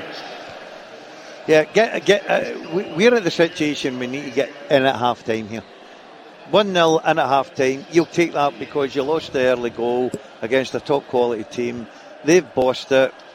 Don't get me wrong, if you look at it, Gunn's not had to make save after save. Yeah, they've only had one shot on target, which was the goal. Yeah, but the Hakimi one, was that not a save from Gunn? You know, the one that Grant Hanley tries to shoot it back, Hakimi hits it and Gunn saves it. Here we go. Yeah, I'm not sure. Well, we'll see if Morocco can add to their statistics here as they try and get forward down this right side. Scotland will have some defending to do in the final 5 minutes of this half. As we say on the scoreline, when you look at it in the face of it, if Scotland get in at half time, Morocco, top 7 team in the world, full of quality.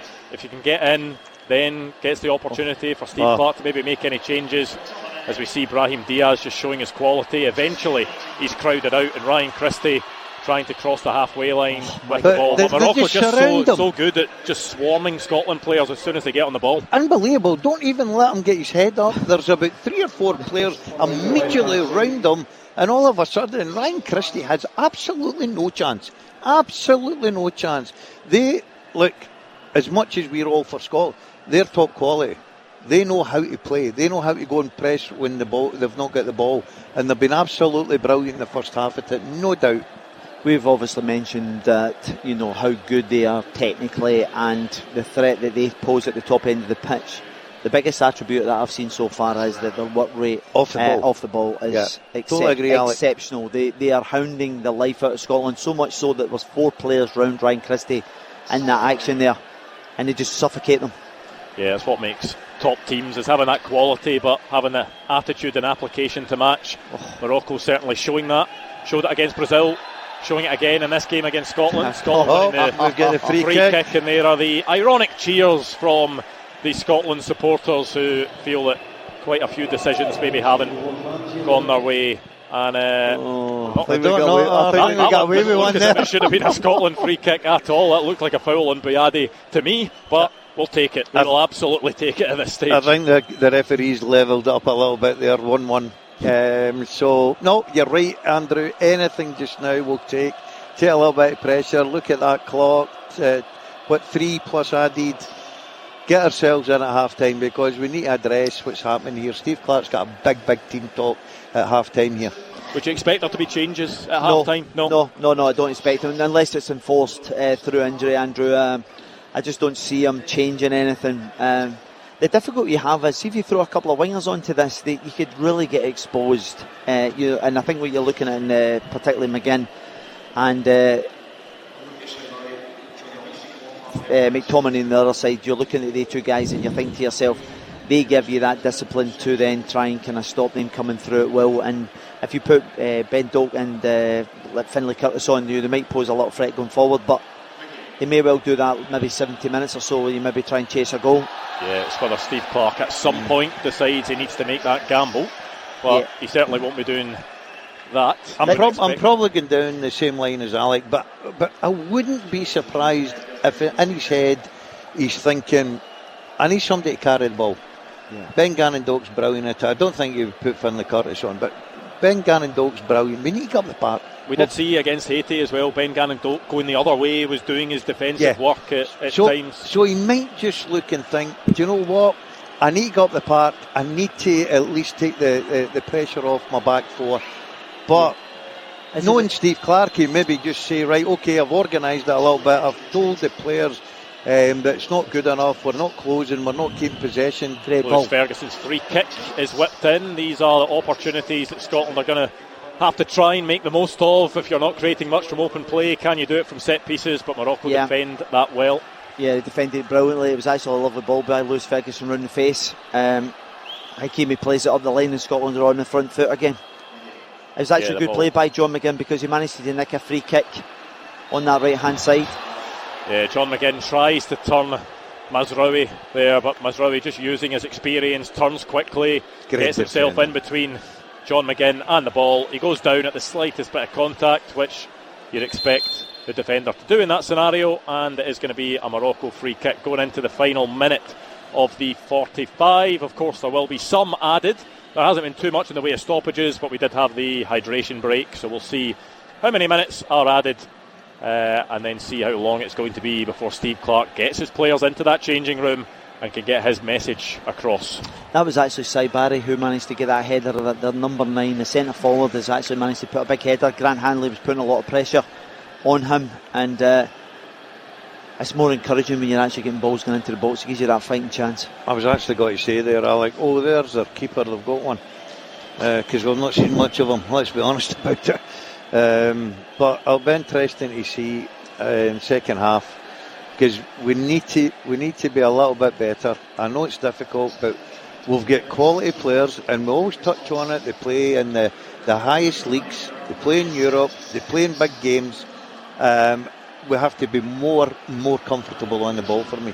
5 minutes added, slightly more than I thought there would be. I'm surprised at that. I've not really seen too many stoppages, no VAR interventions either. What's the hydration? Is it 2-3 minutes? 3, I think, is it? 3 minutes.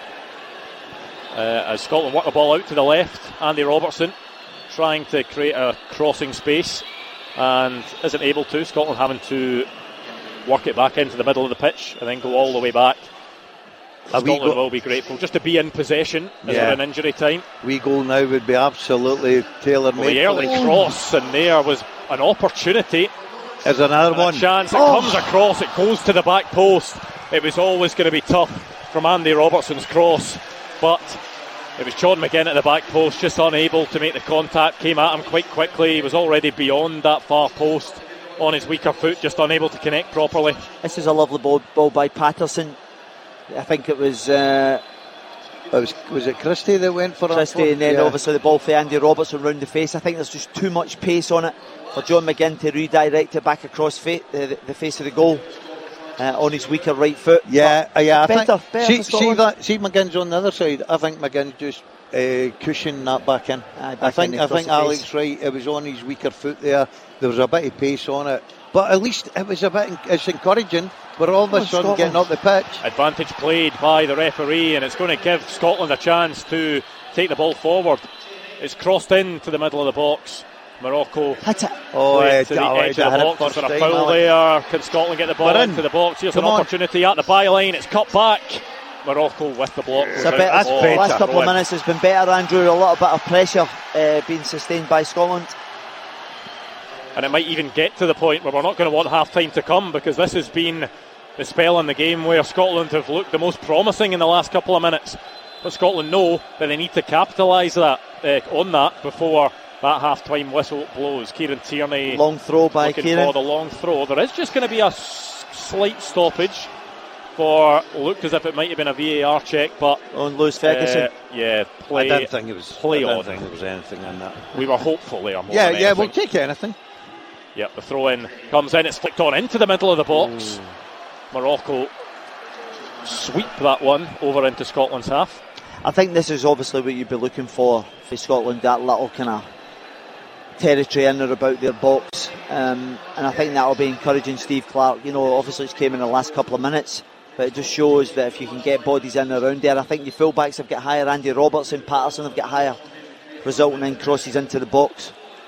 Yeah, and just with the clock ticking down for half time, Morocco might just have to retreat if they're expecting Scotland to continue to come forward. See, I don't think the balls are any good for us. You know what I mean?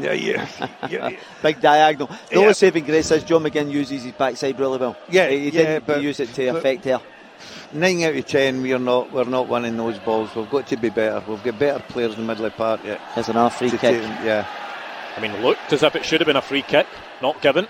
He's not given much, is he? This referee just middle of likes the park to play to go, doesn't he? I'm all for, keep the play going, but some of the decisions... But not when it doesn't suit Scotland. Yeah, some of the decisions we're not getting is incredible here. Yeah, Scotland will have one more minute in possession once again. They'll have a minute to try and get that ball forward. I think, was it Japan? I saw from the side of the pitch that their coach was holding up a whiteboard that had the number of minutes left of injury time written on a big letter to show how many minutes were left of injury time so that they could manage the game properly. I hadn't quite seen anything like it before, but had 5, rubbed it off 4, rubbed it off 3. Did he? Yeah. Not sure Steve Clarke is going to employ that tactic. We've got Gordon Duncan out there. Can we not get him to date for Scotland? Go on. They don't half press the ball brilliantly, didn't they? They're good. Ferguson actually won a couple there, and then it was the next guy who was hitting them. They're so impressive. Well, Morocco now back in possession. They have the ball. You'd expect and maybe hope at this point that the final 20 seconds of the half just peters out, because Scotland aren't going to be able to create a chance in that time, and Morocco don't look too bothered about trying to get the ball forward, which I think is kind of fine by everyone at this point. Let the final 10 seconds tick down, let that half-time whistle go, and then see what the final 45 minutes It's a scenario both teams are quite happy. Morocco 1-0, Scotland, okay, we'll get in and regroup. Half-time at the Boston Stadium. Gabriel Antoniazzi has the eyewitness account.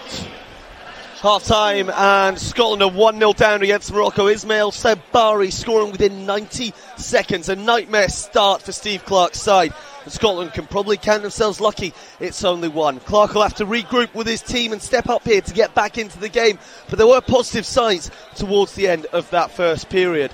Morocco have been dominant from the off, Andrew. They knocked it in behind from Ashraf Hakimi, just a right back, a standard ball. Grant Hanley, though, played Sabari onside. He took his time, and it was a wonderful finish into the roof of the net, but such poor defending, and Scotland did just look at sea for the first 10 minutes there, a bit shell-shocked. It was all coming down that right flank. Brahim Diaz had a great drive into the box, which resulted in a shot getting blasted over. El Khanous then really should have tested Gunn after Sabari played him in about half an hour in. The ref, must be said, letting a lot go.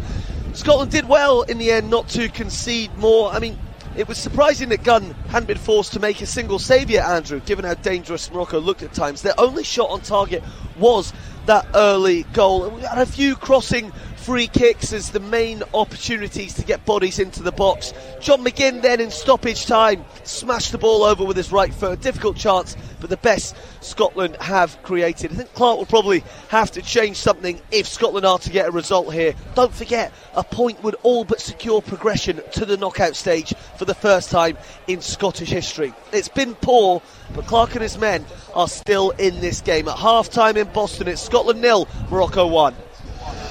We'll be back soon to pick through that first half. Live from the Braehead Arena fan zone. And live from the Boston Stadium. 0141 951 1025. Clyde 1 Super Scoreboard.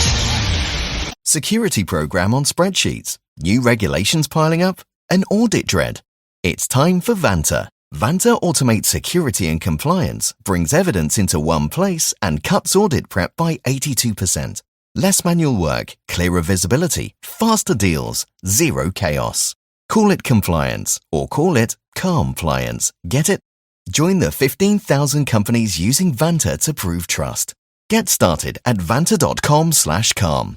It's Molly and Tyler from the Prenup here. We're so excited to have partnered with Ring on the show. If you're looking to upgrade your home, then check out Ring. They're the UK's #1 smart home security brand. Ring is not just another gadget, it's a proper investment in your home. And the best thing is, you're in control of everything. What gets recorded, who sees it, how your data's used. And because Amazon has early Prime deals available from the 15th of June, upgrading your home just got even easier. Visit Amazon to find out more. Offers exclusively available for Prime members. Get the new Fix and Fall tariff from Scottish Gas, where prices can only slide down. If energy prices climb up, no worries, you'll be fixed for 2 years. But if later the market falls, so will your tariff. A win-win, sorted automatically by us. Price cap? Taken care of. Fix your prices today. Search Scottish Gas Fix and Fall. T's and C's, eligibility and limitations apply. Price review based on the off-gen price cap after 12 months. See britishgas.co.uk/verify for more. A Rayo original podcast. Things can easily get lost in translation. I said, how did you know my dad? And she went, Mr. Bean. Which is why it's relief doing it with someone who gets you. It's fine, don't worry. I've only been sliced open twice to deliver your babies, but hey, don't worry about signing my documents. Lost in Translation with Gemma and Gorka. New episode every Wednesday. On the Rayo app, Apple Podcasts, Spotify, Amazon Music, or wherever you get your podcasts. You can't do much in under 5 minutes. Boil an egg? Sure. Cook a roast dinner? No chance. But comparing car insurance prices with mustard.co.uk? Easy. See what you could save in just a few minutes. Click mustard.co.uk. Authorised and regulated by the Financial Conduct Authority. See website for details. Scotland 0, Morocco 1, the half-time score in our second World Cup group match. It was a disastrous start. 1 minute and 15 seconds on the clock when Sabari struck the opener. Scotland managed to hold out for the rest of the half, but something is going to need to change in that second half, Gordon Dalziel, if Scotland are going to get something from this game. Yeah, it's going to be very, very interesting. Will he stick with the same formation, the same personnel, or will he tweak something? I think he's got to tweak something. I know that at half-time does. Yeah, I know the positives, Alec, is, you know, at 1-0, we can always grab that goal, which will be a golden goal for us and probably take us through to the knockout stages. But I just, at this moment in time, yeah, we had a wee sort of a flurry with 5 minutes to go to half-time, and we looked good and got the ball in the box. I'm just interested to see if Steve Clarke will change it. Me personally, I would either change Gannon Doak coming on, or I may even think of who would you take after? I'd probably have to take Tierney off and put McGinn in the left like he plays and just take the chance. Or he might swap Adams and Dykes. Give us that bit of strength up there. We've had nothing up there. We're not holding the ball. We're not allowing our midfield to get up. The minute we get the ball, you've got to credit Morocco. They're brilliant. We've spoke about that. Out of possession, they're one of the best teams I've seen. They just hunt in packs and put you under pressure. But it'll be interesting to see what he does. It's interesting talking about Shea Adams has not really had a kick, but the actual balls and delivery up to him has been, he's been scraps really, so he's been fighting on that. So it's very difficult to see how he may well go here, because you're looking for someone to get up the pitch. Ben Doak would be probably your go-to guy. If you're going to mix it up, as Daz said there, up at the top end of the pitch, what does that look like? Do you want another runner? Does that mean like you may well get someone like Stewart coming on, because obviously he can run the channels as well? Or you've got a Shanklin maybe to try and link the play. It's very difficult to say. What do you maybe put on young Curtis Finlay on the left-hand side as well. Finlay Curtis. Sorry, what did I say? Curtis Finlay. So Finlay Curtis. So, potentially they might bring him, but I just don't think he will make the changes at half-time. I don't think he'll make two changes or anything like that. But I wouldn't be surprised if he made one. And I think it'll be in the forward area, because we need to go up the pitch. As much as we're saying 1-0, we could get a free kick, but if we lose another goal, this game's gone from us. We've got to get a bit of, take pressure off our defence. So the only way we can do that is get up the pitch, hold the ball up, push everybody up. That gets everybody up, gets your midfield up as well, your back men, and all of a sudden we can play in their half and try and create something. At this moment in time, we're not doing that. We've seen there just before the end, we hit a long high diagonal. Listen, that'll never work against teams like the quality of Morocco. Steve Clarke will either switch it in the sense of making that substitution, or he'll be saying, look, we have to be better on the ball. I know that they're very, very good out of possession, but we've got top players, Alec, that should be able to take the ball in tight positions. And I keep getting back to it. I think this is where, in this World Cup, we miss Billy Gilmour. Billy Gilmour's the technical genius, the number 6, pulling the strings and so forth. I just think in the last 5 minutes or so there, that Patterson and Andy Robertson were getting into a position. Yeah, and what that gives you is it gives you that width, and it allows you to get in and fire balls round the face. And it shows signs of encouragement if you can get them higher and wider. Well, the clock has struck midnight here in Scotland. We'll let you know if there are any changes to Steve Clarke's team next. Scotland versus Morocco. 0141 951 1025.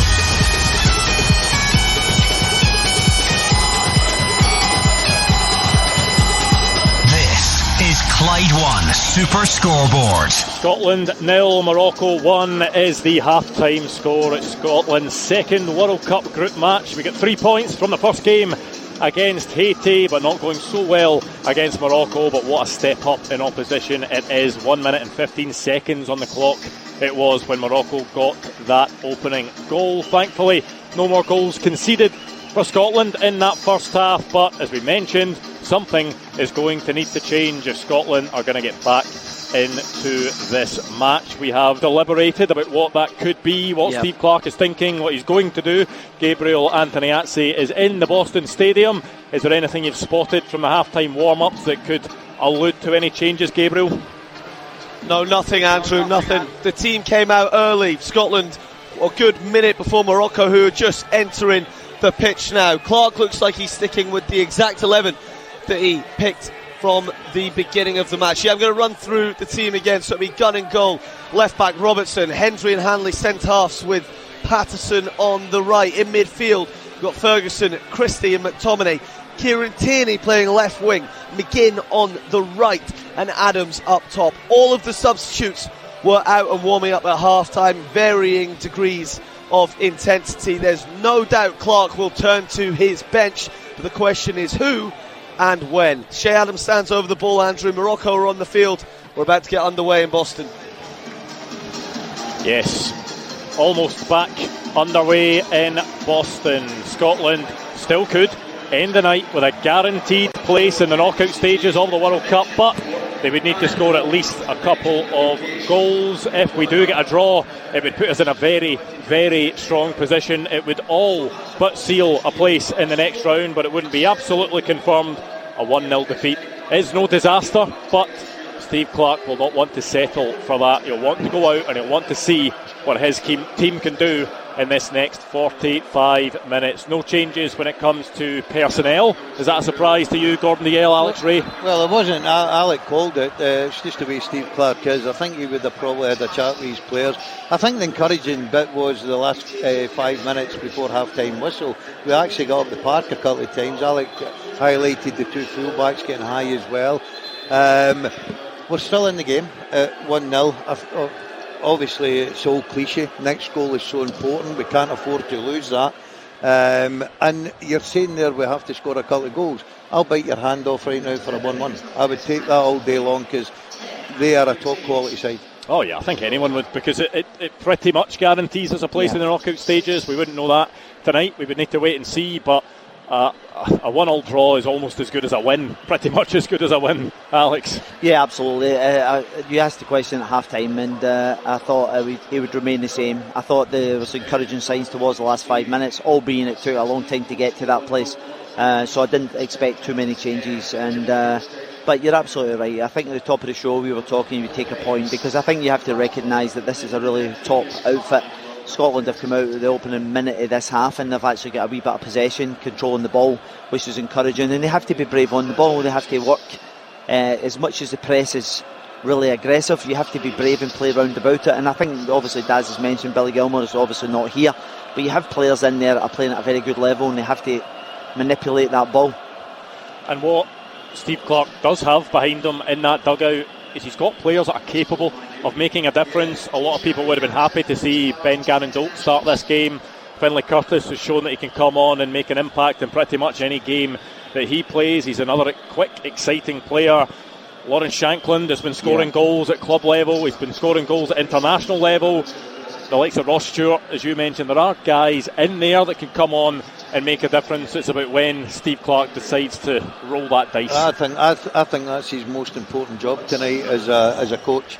When the timing of it all. Timing of when you're going to change, and personnel who you're going to change. That's where you earn your money as a coach. And I think that Scotland have started the second half very well, by the way. I've got to say, good possession. Now they're forced a free kick in a dangerous position.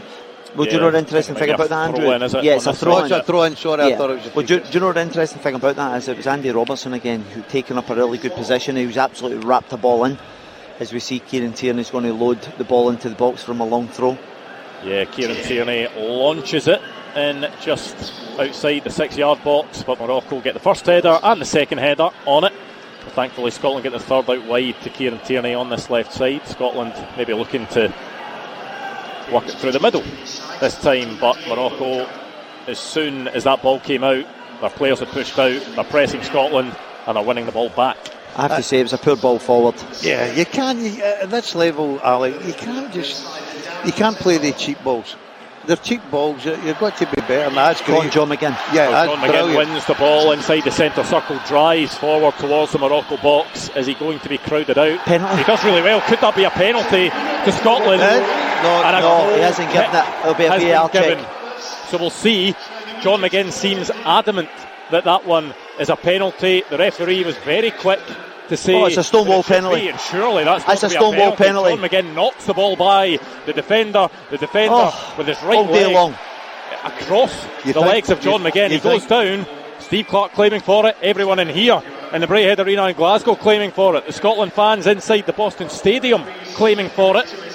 Andrew, that's an absolute Stonewall. Are the players committed? There's a coming together. He's not even. And it's not. I said disgrace. Given. An absolute disgrace. Not given. This referee tonight, I said disgrace. This referee tonight has been poor for me. I think the tournament so far with referees have been excellent. This is probably the poorest referee that I've seen in the World Cup so far. But surely, Daz, the idea of having VAR is that's as clear and obvious as you're going to get. It's incredible, absolutely incredible. Yeah, that is a real frustrating call because no idea. Was there potentially a foul from John McGinn initially before it happened? There might be something that VAR look at, but certainly on that one initial challenge, the one that we have seen the replay of, John McGinn knocks the ball by the Moroccan defender. He puts his right leg across the legs of John McGinn, who goes down with no penalty given. Now Morocco are forward and they get a shot that deflects and hits the Scotland bar. So it's gone from potentially Scotland getting a penalty at one end to Morocco hitting the bar at the other. You have to say, Jack Henry, what an incredible block this is. It's really good. It's tremendous because he manages to get it onto the top of the crossbar. Yeah, throws his body at it, Jack Hendry, makes sure that one doesn't go on target. It does loop up, hit the top of the bar, will be a corner. You still can't go over that decision by the referee. Surely if there's a free kick in the build-up, Andrew, they would show you the free kick against John McGinn. Do you know, on the build-up? So, yeah, you would have thought so. That's a diabolical decision. I can't get my head around it. Yeah, I'm sure we'll see another replay of it at some point. Certainly looked like a penalty for all of us here.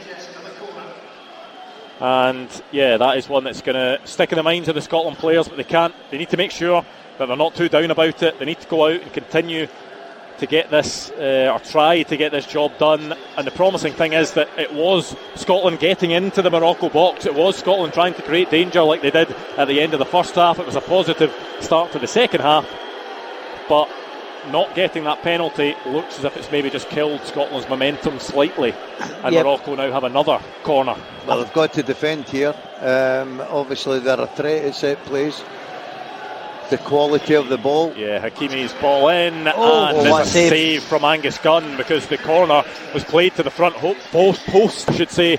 The header was flicked on towards Angus Gunn, and he managed to make that save. It looked for a second as if they were about to get their second of the night. Ripped shirt there for El Ainoubi, so he will have to go off and get that changed. We see this header again, and Angus Gunn had to be alert and stop that at his front post. No, he does well, Daz. He manages to save it. Good save. Two strong hands on it. Good save. It's a good quality ball in, you've got to say. All the pace is on the ball. He just gets in front. He needs to, you see, the thing is, I think the Moroccans are claiming that there's a pulled shirt there, and you can clearly see that it was. Whether there's enough time, he kind of released it quite sharpish, but that's a dangerous, particularly with the new rules. Yeah, the shirt was very ripped. It's had to be replaced, but nothing given, thankfully, and Morocco have another chance. The ball is wrapped into the Morocco box. It was a good first touch by the attacker, but just too many Scotland players ahead of him. Angus Gunn can slide in, gather the ball, and that's a very loose pass by, I think, Lewis Ferguson. I think the goalkeeper put him under a little bit of pressure there. I don't think it was a ball he was delighted to receive, and he just knocked in the corner, and all of a sudden given possession away, and they're now on attack again. I think Scotland obviously started the opening exchanges very well, and obviously that penalty's kind of thrown them, the one that they never got, and it's actually galvanised Morocco as if they've gone up a gear a little bit. Because sort of wakened them up. Yeah, it's got a wee bit of shock there, and I have to say, as I said, I keep repeating myself, that decision there is nothing short of a shambles. It's a diabolical decision. Yeah, John McGinn going down in the box a few moments ago, looked like a foul. We've seen nothing to suggest that it shouldn't have been a foul and shouldn't have been a penalty. VAR not giving it, the referee not summoned to the screen, and Scotland, if they're going to get a goal, aren't going to do it from the penalty spot now, at least. They're going to have to try and create another chance.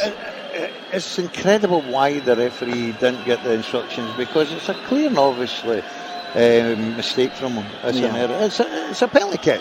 Yeah, but Daz, you have all these officials sitting in all these kind of. So what have they not seen, Alec, that everybody else has seen? Yeah. I have absolutely no idea, other than they've stuck with the on-field decision. Because that, for me, that's a clear and obvious mistake by the referee. Yeah, but even at that, we're looking at VAR and we're talking about, VAR not intervening.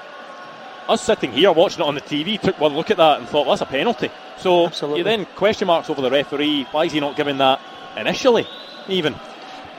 Yeah, but then VAR should then bail him out, which they haven't done. Intervene. Listen, we're not being biased here, because see, that was up the other end. I've been sitting here saying we're a very lucky side to get away with that. So listen, we've just got to put it behind us. We did get off to a good start second half. I think the game's starting to open up a little bit more. Maybe that'll suit Scotland, but it'll be interesting to see what Steve Clarke's now thinking when he gets to that 65, 70 minute mark. The changes, personnel, formation, because a 1-1 would be an absolutely fantastic result for us. That's a great tackle there. That's a bit more like it from Scotland, and the ball being won by Lewis Ferguson. It was in the middle of the park. Surely that one's got to be a free kick. Oh my God, goal this kick referee. Given Lewis Ferguson going down under the challenge, looked as if it should have been a free kick left side of the box after he initially won it from Ashraf Hakimi. He was strong in that challenge. The ball's then going down, and he gets himself in front of Bouadi, but nothing given. He takes a sore one. His face actually hits the ground there. If you see him going down, you see the chance there for Morocco as well. Henry gets over, is a brilliant bit of defending. He sees the danger and he has to get there, because if he doesn't, we're banging trouble. I have to say, you see these referees and these early exchanges. I would go as far to say this guy will be struggling to get another game at this level. Seriously, because he's making glaring mistakes. Yeah, I'm all for keeping the game going. I love it. I really do. Sometimes the game's spoiled with silly free kicks that you're thinking that's never a free kick. This referee's went the other way. You know what I mean? He doesn't know what free kick is. No, listen, I'm perplexed at a couple of these decisions myself, and I think the players need to be showing restraint and composure, because it's easy to lose the head with this guy. But I'm actually encouraged what I've seen for Scotland in the opening exchanges of this second half. Yeah, the last 5 minutes or so of the first half, and then the 10 minutes of the second half that we've seen so far have been better than the early stages of the game. It's something that Steve Clarke and the players can take belief and confidence from. Still not really created a clear-cut chance, but getting forward more, looking a bit more dangerous, at least getting some touches in the box, which one of them should have led to a penalty, we'll keep on saying, but hasn't done. So it's a case of sticking to what has worked in this past 15 minutes or so that the ball has been in play. But Morocco showing what they can do, moving the ball about really nicely, really quickly, and thankfully Andy Robertson was on hand to get a crucial touch in all that. But once again, this is what Morocco could do, win the ball back straight away, and in a couple of passes they've got the ball in the Scotland box. It's Brahim Diaz with the strike, it's blocked. And that's Henry again, huh? Yeah, another block from Jack Hendry. I'll be very surprised. I know he's working hard, but he's not getting any quality service or anything. I'd be very surprised the first substitution, Adams. He's, and I'm not having a go because I've played up there. If you don't get the service and the right service, Alec, you've absolutely no chance. Shift, innit? You've not a chance. So I think we need something, whether it be a Dykes or maybe a Shankland, who's a very clever player that can come off into wee pockets and hold the ball up and take us up the park. But I'd be very surprised if Adams isn't probably round about the first substitution. Somebody's been down there, Scotland, Tierney. Yeah, Kieran Tierney down. That's a worry. His game looks over. Looks as if his game could be over, Kieran Tierney. He's pointing towards the dugout. I don't know whether this could be the sorry, Andrew, I was just about to say this could be potentially McGinn going to the left, and then you get Gannon Doak on the right hand side. That would be the natural. Or does he go for young Finlay Curtis? No, I think he would go with Gannon Doak first and do what you said there, Alec. Just put McGinn over there to play into out and try and help Robertson. But what is going to be Ben Gannon Doak, and if there is something that is going to inject a bit of excitement into these Scotland supporters here at the Braehead Arena in Glasgow and at the Boston Stadium and all over Scotland, it's going to be the introduction of Ben Gannon Doak, because we've seen what he can do. He's so exciting, he's electric when he's at his best, and Scotland just need him to be at his best. And look, it's a lot of pressure to put on his young shoulders, but he offers something that Scotland haven't had in a long time. See, as a manager or a coach, when you get that boy and you're working with him, he's going on the pitch, I would just say to him, go and get the ball and do what you do. Get after him, go and get the ball and do what you do. He loves playing football. He's a traditional winger for me. The first thing he does when he gets the ball is, I'm going to attack the fullback. And I love that. He's so positive. Look, don't like to see Tierney get off injured. It's a forced substitution. It might just work for Scotland. That might just be the wee change or a wee break, that we probably need. It'll be interesting. Get the ball to him and let's see if he can take us up the park. Did look as if he ran across the pitch. Yeah, John McGinn is over on this left side now, and Ben Gannon Doak has gone over to the right, where he looks the most comfortable, picking the ball up and driving at defenders. Yeah, listen, I was really disappointed he wasn't starting tonight, because you want to see a player who's exciting. He gets the opposition in the back foot, and I'm hoping that he can do that tonight, because as we said throughout the course of this opening hour, this is a decent outfit, but I think this boy's got real talent. I know it is his favoured side out on the right, but one of the reasons you wouldn't want him out on the left is pairing him up against Ashraf Hakimi, because if you want someone that is going to get on the ball and drive at their fullback, you probably pick the fullback that's not the one that's won the last two Champions League and is probably the best in his position in the world. So I mean, still up against a quality player in Mazraoui, but not as good as Hakimi. I totally agree with that, Andrew, but the one thing I will say is, if he did play in the left, it wouldn't faze him. He believes in his ability, this boy. I like the way he talks, I like the way he goes about his business. I think he's so positive, and he'll certainly do his shift going backwards as well. He's not frightened of that, he's not frightened of hard work, but we have to get the ball to him. Well, here are Morocco, and they play the ball across towards the 6-yard box. Scotland clear, and we'll just try and get the ball away, but it's given away, and Scotland will be pinned back as the Moroccans. It's a lovely flick down the line. Ben Gannon-Doak, his first involvement is to give away a foul in a good crossing position out on the left for the Moroccans. Yeah, he just got caught the wrong side here. He didn't quite track the runner, and the Moroccan fullback's just cut across his line, resulting in a free kick. Just a little kind of flip of the heels. But we mentioned it as well about Ben Gannon-Doak earlier on, that if he was coming on, he's going to have to do both sides of it. He's got the responsibility of being the one that can pick up the ball and run and be exciting, but he's going to have to track his runners. He's going to have to do the defensive side of things like all the players.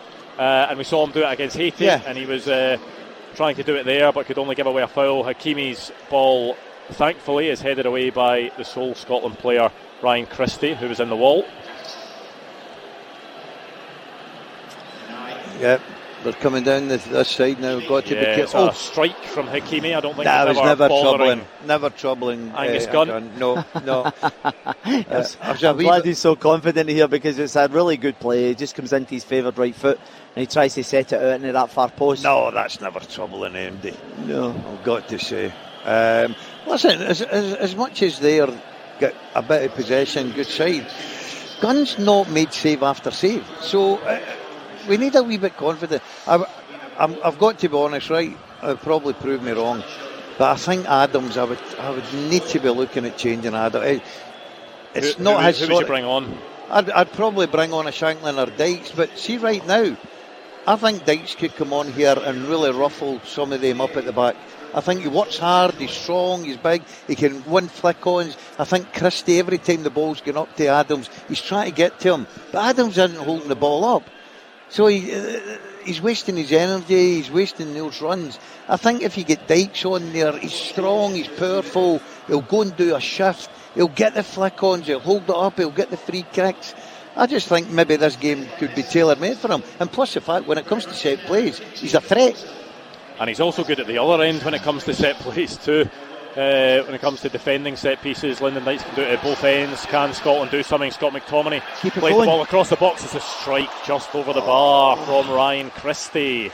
Scotland with an opening and a bit of excitement for the Scotland supporters. I thought he might have gone wide again, Daz, because I think they not come on his right foot here. Yeah. So I'm thinking to myself, can you just keep that ticking? Obviously, you've got is it Ben Doak on the right hand side? Yeah, you've got to take the shot on. Listen, you're a midfield player. You're shooting all day long there. Yeah. It's just there was an overload on the right hand side. In a better position. I just think he's seen the goals, he's seen the centre of the goals, and thought, I'm going to have a go here. I don't blame him for that. I think he picked the right decision there. Once again, a little bit of encouragement. That's what we're looking for, a little bit of encouragement. That clock's ticking away. We're 1-0 down. That's great play. 1 goal's enough. Yep. John McGinn now has the ball, tries to play it down the line for Andy Robertson. Too much on it and goes out. One thing I did notice just in the build-up to that Ryan Christie shot, when I mentioned Scott McTominay's name when he picked the ball up at the edge of the box and played it across to Ryan Christie, I feel like I really haven't said Scott McTominay's name much in this game, which shows he's maybe not having the required impact. He's maybe not getting on the ball in the right areas. Sometimes that's not down to him. It can be a systematic thing, but if Scotland are going to play well, a lot of the time it's when Scott McTominay's playing well. He's just not really managed to get into this game, has he? No, and I actually prefer McTominay's slightly forward one, because you can go and link in. He's a threat. He's got that physical presence arriving into the box, and he's obviously got goals in his game. So for me, if you can put him forward one, then that may well be a bonus. But he hasn't had a major influence in this game. But in saying that, a lot of the Scotland players haven't quite had that either. I don't know what this referee is actually doing. He's now booking. I don't know who he's booking. Is it Andy Robertson he's booking? Yeah, I think it was Andy Robertson. The ball was played down at Morocco's right channel, and it was one of the Morocco players was trying to turn Andy Robertson, and Scotland were claiming that the ball had gone out of play, I think. and Andy Robertson didn't feel he'd fouled his man. Morocco get a free kick out of it. Andy Robertson gets a booking out of it. Yeah, it's a cheap yellow. It's a cheap yellow from Robertson, the captain. Yeah, the white guys just spun in behind him. He's managed to kind of just give him a little tug, which resulted in the card. I think Andy Robertson was really good in the last couple of passages down that left-hand side where he's been stepping on, winning possession, and it gets Scotland going in the front foot.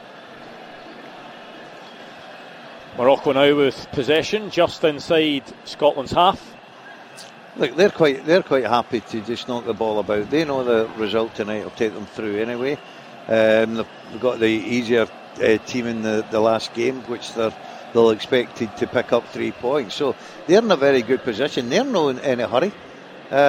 You know what I mean? They'll take possession. They'll wait for Scotland maybe to come out and try and play through them and get that second goal, which would probably kill off the game. Morocco down this right side now, but Morocco, because they have the lead, they have earned the right to be patient. They don't need to rush that ball forward. Yeah, they're just keeping the ball at the moment, taking the sting out of the game. We talked about Issa Diop, the Fulham central defender who's at Morocco. Their other central defender, Chadi Riyad, I saw him play a few years ago in bizarre circumstances. I was on a stag do in Barcelona, and we went to go and see a Barcelona B team game because it was the only game that was really on at the time. Right. And we went to go and watch that game, and I remember watching him in that game, and he was outstanding, absolutely strolled it, ended up scoring a last minute winning header, Chadi Riyad, and then ended up making a move to Crystal Palace a couple of years later. But wasn't quite a scouting mission, it was a stag do, but I remember seeing him in that game and thinking, you know what, this guy is very good. Yeah, no, listen, you Andrew, can see if I ever get married again, make sure you don't organise my stag do, would you? Well, I'll tell you what. Go and watch your Speaking of marriages, my favourite point of tonight is the fact that Gordon Dalziel and I were walking through the food court here at Braehead Arena, and as we walked through the food court, Gordon Dalziel genuinely said, I think I proposed to one of my wives in here. Right, and he wasn't true kidding. Story, yeah. He genuinely McDonald's? wasn't. No, Subway. Yeah. I'm not kidding on. Yeah. I'm genuinely She's a not cheap kidding date. on. Yeah. What was that? What one was that? 1, 2, 3? Yeah, she had, what is it, the foot long or whatever it is? Oh, that's plenty. Plenty. That is plenty. That's what's it called? I don't know. You don't know the 6 inches? No. By the way, at the worst possible time, there's a hydration break. There's not even anything that we can move the conversation on from. Anyway, we've taken that to your level. Other sandwich shops are available. Hydration break. What wife was it? Number 3. Number 3, by the way. You're one of your... And I was actually coming to watch. I was coming to this arena to watch the Braehead clan. All right, okay. And you thought this is the perfect setting. He's got a cheek in it. He's bringing a date to the clan. Except for got you. Oh. Goodness me. Right, anyway, back to the serious point that Scotland are playing in a World Cup here.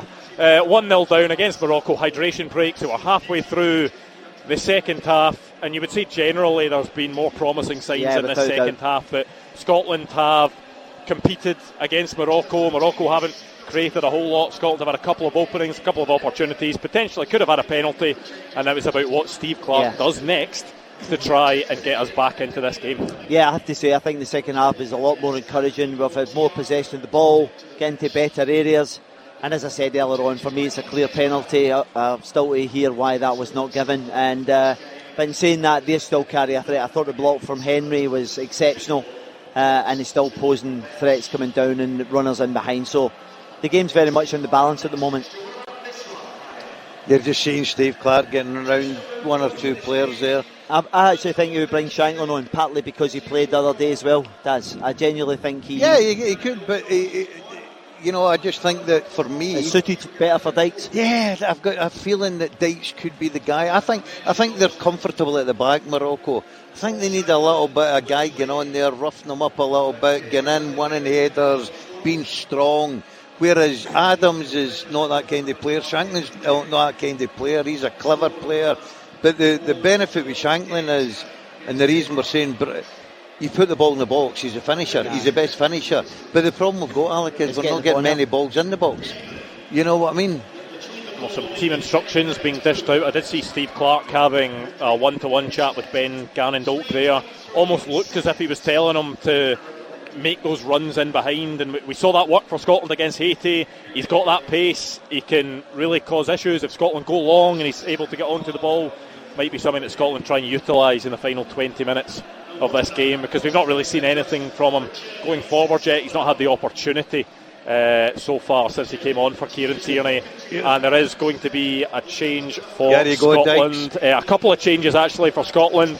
One of Steve Clarke's most trusted men in Kenny Maclean is going to come on for Ryan Christie, and it's going to be Lyndon Dykes that comes on for Shea Adams, which was called by Gordon Dalziel.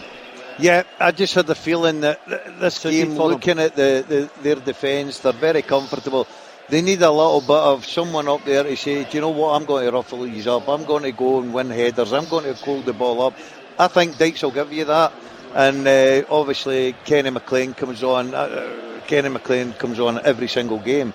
I like Kenny Maclean. I think he offers so much to us. So I think that's positive changes. I think Kenny has the potential to get on the ball and pick a few passes, Daz, and I think that's what they're actually looking for. Yeah. And if all goes wrong, he could just shoot from the halfway line and see what happens. Well, exactly.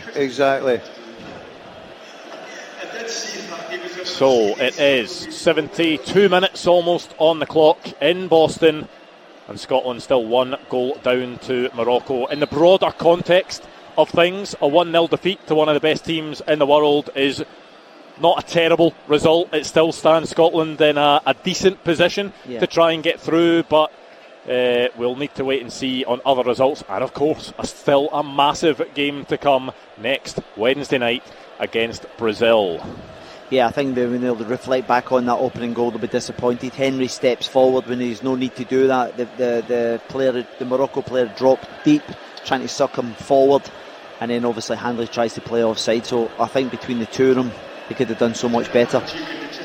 I do wonder if Scott McKenna had been at his fittest coming into this tournament.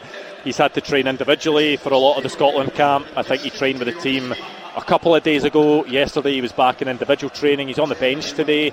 I wonder if he maybe would have got the nod across these 2 games from Steve Clarke if he was fit, because he's someone that Steve Clarke relies on and plays a lot. Yeah, no, listen, I think he's on the back of a very good season in Croatia where they won the title, didn't they? I think, and I think he's always been a mainstay under Stevie Clarke. I think he's got incredible numbers as well, caps. He's kind of around about the 50 mark as well, I think, isn't he? Yes, he is another experienced player in this Scotland squad, like so many of them. It was mentioned earlier on that the starting lineup for this game was the most experienced starting lineup in Scotland history in terms of caps. I'm starting to get this strange feeling that there's a good ending to this game for us. We'll basically kept him at 1-0. They've not really, tested Gunn too much. Okay, they had a deflection that come off the bar, but apart from that, Gunn's not had a lot to do.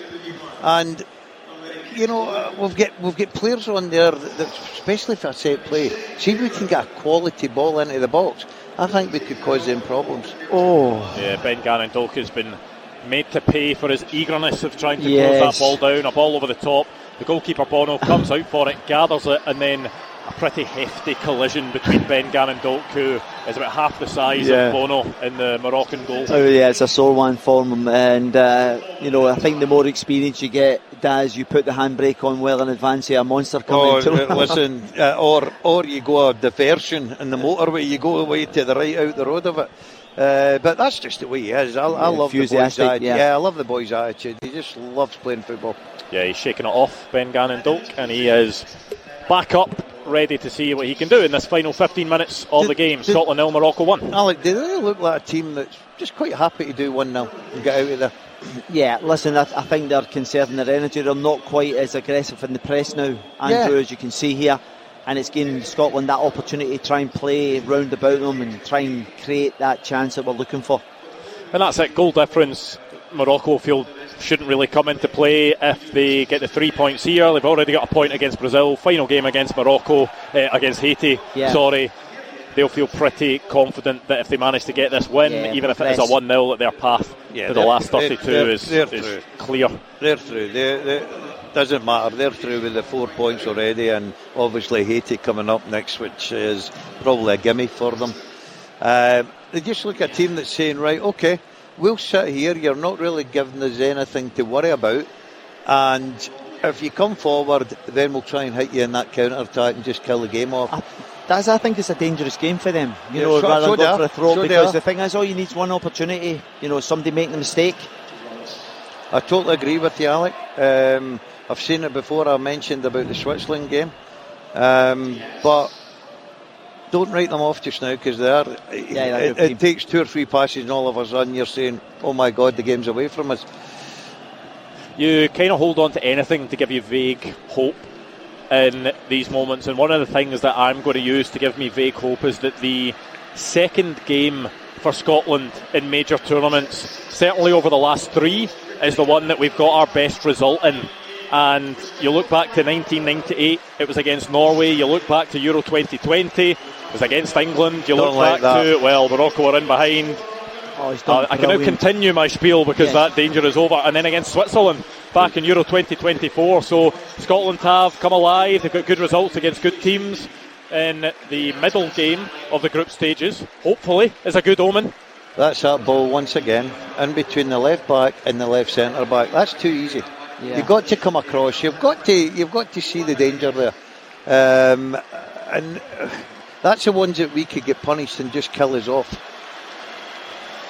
There is a minute's applause going on in the stadium and in here in the Braehead Arena for Donny Straffy, who is one of the many Scotland supporters who went over and were supporting their team, but sadly Donny passed away over there while supporting his team. It's just horrible to hear that someone has gone over there and, a lifelong ambition to go and follow Scotland at a World Cup, and has sadly passed away. So our thoughts are with the family of Donny Straffy at this time. Right, here we go. This is what I like about this kid. This is what I like about him. Down the right, he gets to the byline, and Bono, the goalkeeper, gathers, but a bit of hope, bit of enthusiasm. I don't mind that, Alec. I don't mind that. The one thing, he's getting at them, he's causing them problems. Okay, he doesn't get the final product there, but I quite like that. I think it gives everybody a lift. I would be trying to get the ball to him as much as I can, especially if he can put a delivery in with Dykes going there and try to get his head on it. Well, here we go. Scotland now out on the right. It's Gannon Doak trying to square up his man. He can go both ways, Ben Gannon Doak. He cuts back, and Kenny Maclean trying to drink his way past a couple of Morocco players, but loses possession. But then there we go and win it back again. Was it Lewis Ferguson? Yeah, but I have to say it was a really good play for the recovery there. Scotland have done what we expect from Moroccans. I think there's a twist in the tail here, I really do. There's a feeling about me as well, Daz. Certainly Scotland have put themselves in a position to do something in the final 10 minutes, because the game in the early stages could have got away from Scotland. We've made sure that hasn't happened. The players have dug in. Morocco haven't been peppering Angus Gunn's goal in the way that some people might have thought. Yes, they've had a lot of possession. Yes, they've got so much quality in their team. That's brilliant. John McGinn, brilliant. John McGinn, that is absolutely fantastic. No, he's not getting the free kick. It was a fabulous spin at the edge of his own box, skipped by a couple of challenges, goes down, doesn't get the free kick. It's very difficult from this distance to see whether there was contact there, and I don't think John McGinn complained too much. His initial spin was excellent. I think he was playing for it, Alec. Yeah, I think he was playing for it. But it was a great player initially for him. But Scotland just getting back into that, everybody behind the ball, letting them pass the ball about. I'd like to see us just starting now, looking at that clock, starting to come a little bit more braver now. I know the goal difference, you don't want to open yourself up and lose, but that one goal would be the golden ticket for us. One goal just now would be the golden ticket. Yeah, and it is at that point, do you stick or twist? Because a 1-0 defeat does nothing for us.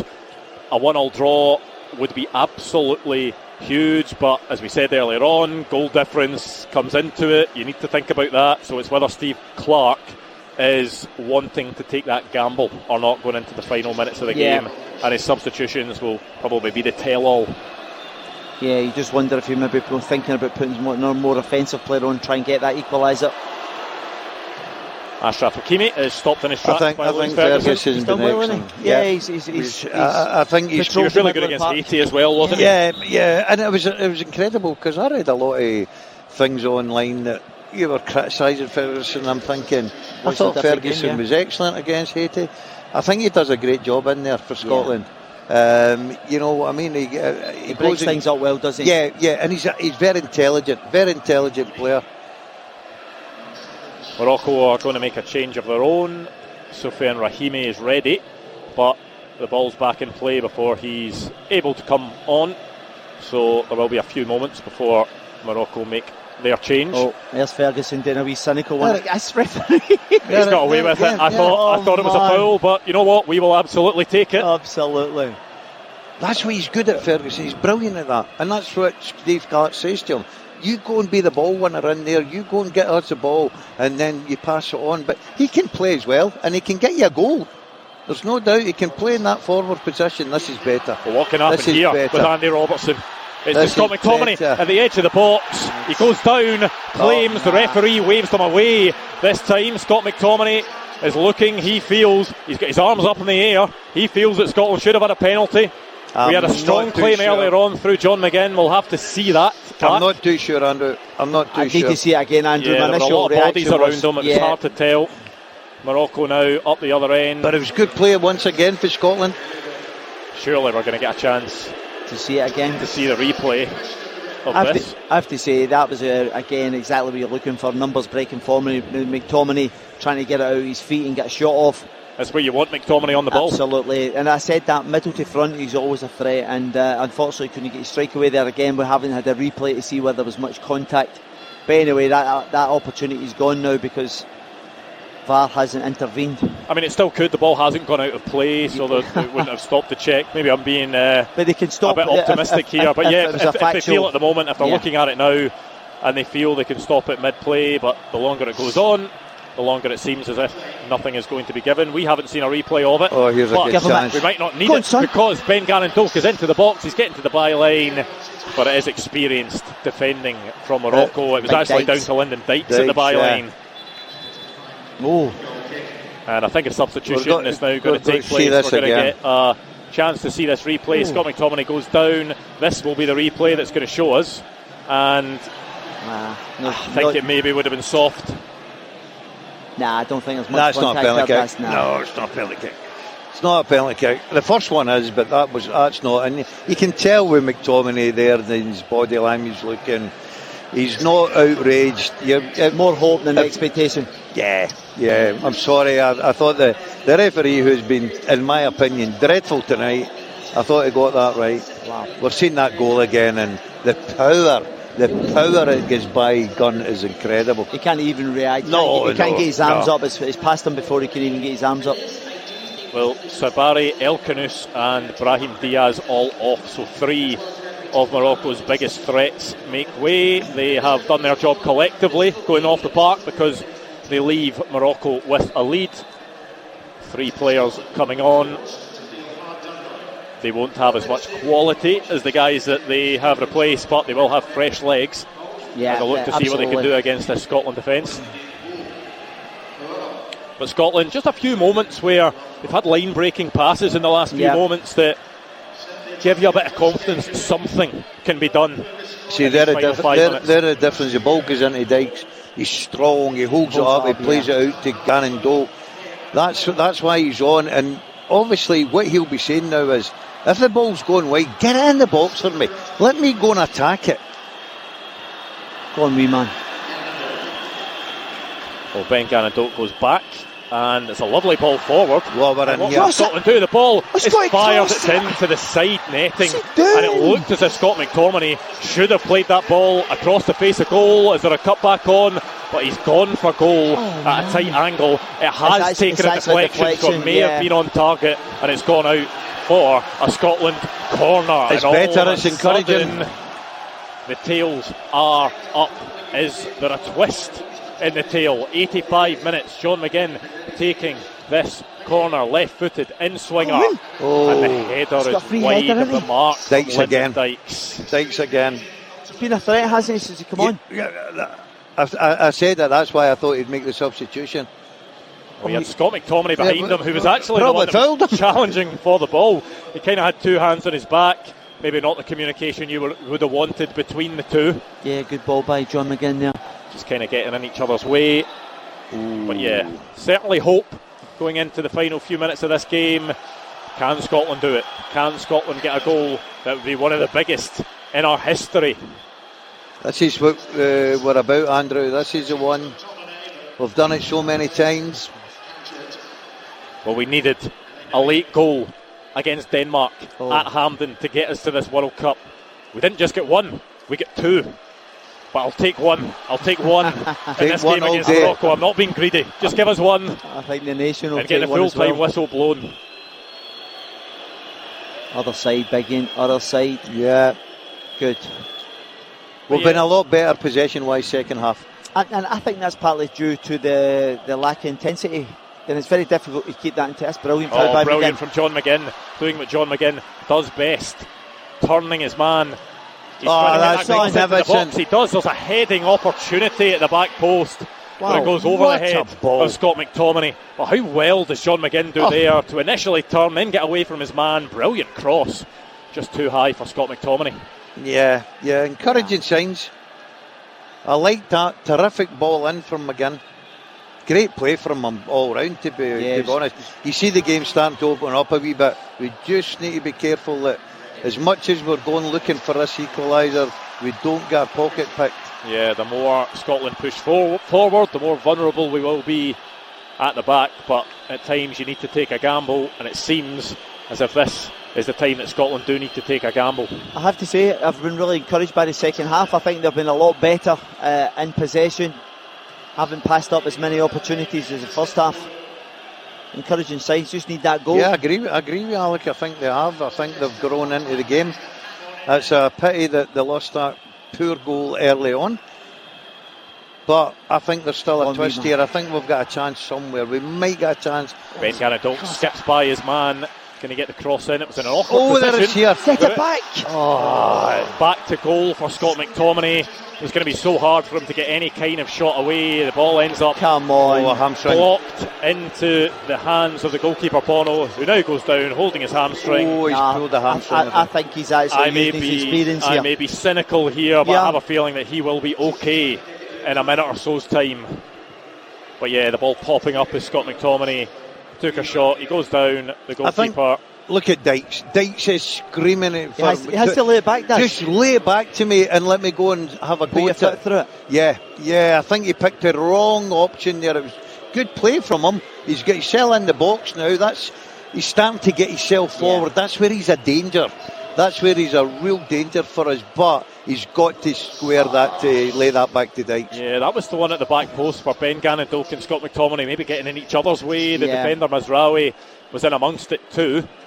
But a couple of times that maybe Scotland players have just got in the way of each other. Anthony Ralston has made his way onto the pitch. You've got to assume that is for Nathan Patterson. Of course, hasn't played a lot of football recently, Nathan Patterson, so just gets a breather towards the end. Anthony Ralston coming on, and Ross Stewart is making his way onto the pitch. What does that tell us about Aaron Hickey? Has he got a little niggle that we've just decided? I mean, you'd assume if Aaron Hickey was fully fit, he would have started this game. Yeah. So you maybe wonder whether it's a case of just trying to keep him fit for the Brazil game. Trying to manage it. Yeah. I like this guy, Ross Stewart. I really do. I think he's went through a good year with Southampton. Yeah, definitely. He's went through the football career the hard way, starting at the bottom, working his way up. I think he gets signed for £8 million or something. So, and I watched him, and he's scoring against the big clubs down there. He's got something about him. He's got good pace. He's got good height. He's good ability. And he's a good finisher. So, I think we've got threats on the pitch now. The biggest problem is we've got to get the service to them. You'd imagine about at least 5 minutes, 4 or 5 minutes with the water break as well now. So, still get time here. Yeah, it was John McGinn that made way for Ross Stewart, and Scotland have a big physical presence on that pitch now. You look at Scott McTominay, you look at Lyndon Dykes, you look at Ross Stewart. Yeah. You wouldn't be surprised to see Scotland just go a bit more direct as 90 minutes ticks over on the clock. So it is 6 minutes to go of injury time. 6 minutes for Scotland to get a goal that would potentially see us into the knockout stages of the World Cup. Yeah, good play. we've still got an opportunity because we've got players on the pitch who can score goals. But as I say, we need to go up the park. We need to get the ball to them. Look, Morocco have basically offered partly nothing really. They had the one that come off the bar, but they've offered absolutely nothing. And I just think that Scotland, can they just get that one more chance to give them an opportunity to get probably one of the best results in the history. Brilliant from Lyndon Dykes to rob Hakimi of the ball with a sliding challenge. It forces Morocco all the way back. One thing you've got to say though, if Scotland don't manage to get that goal in injury time, at least there is that. There'll still be a good feeling around the performance in that second half that Scotland have come up against one of the top teams in the world. We've competed.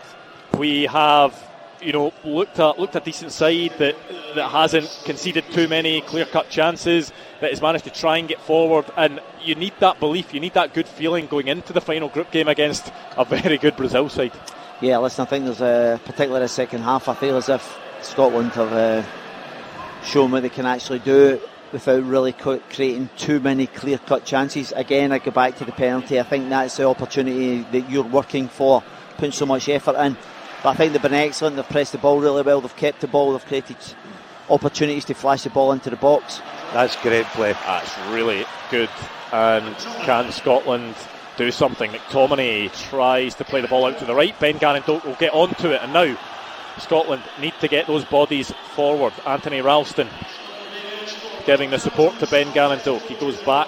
Scotland have a bit of time to make sure that they pick the right pass, get the right ball towards the box, because it's 4 minutes to go, and that is not the right ball.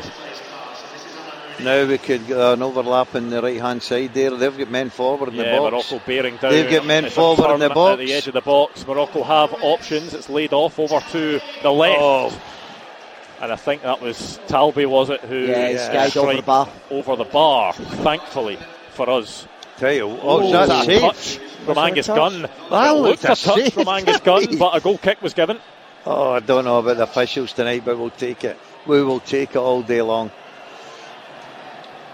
We need to get that ball back. We need to go and just put every bit of effort into the last couple of minutes here.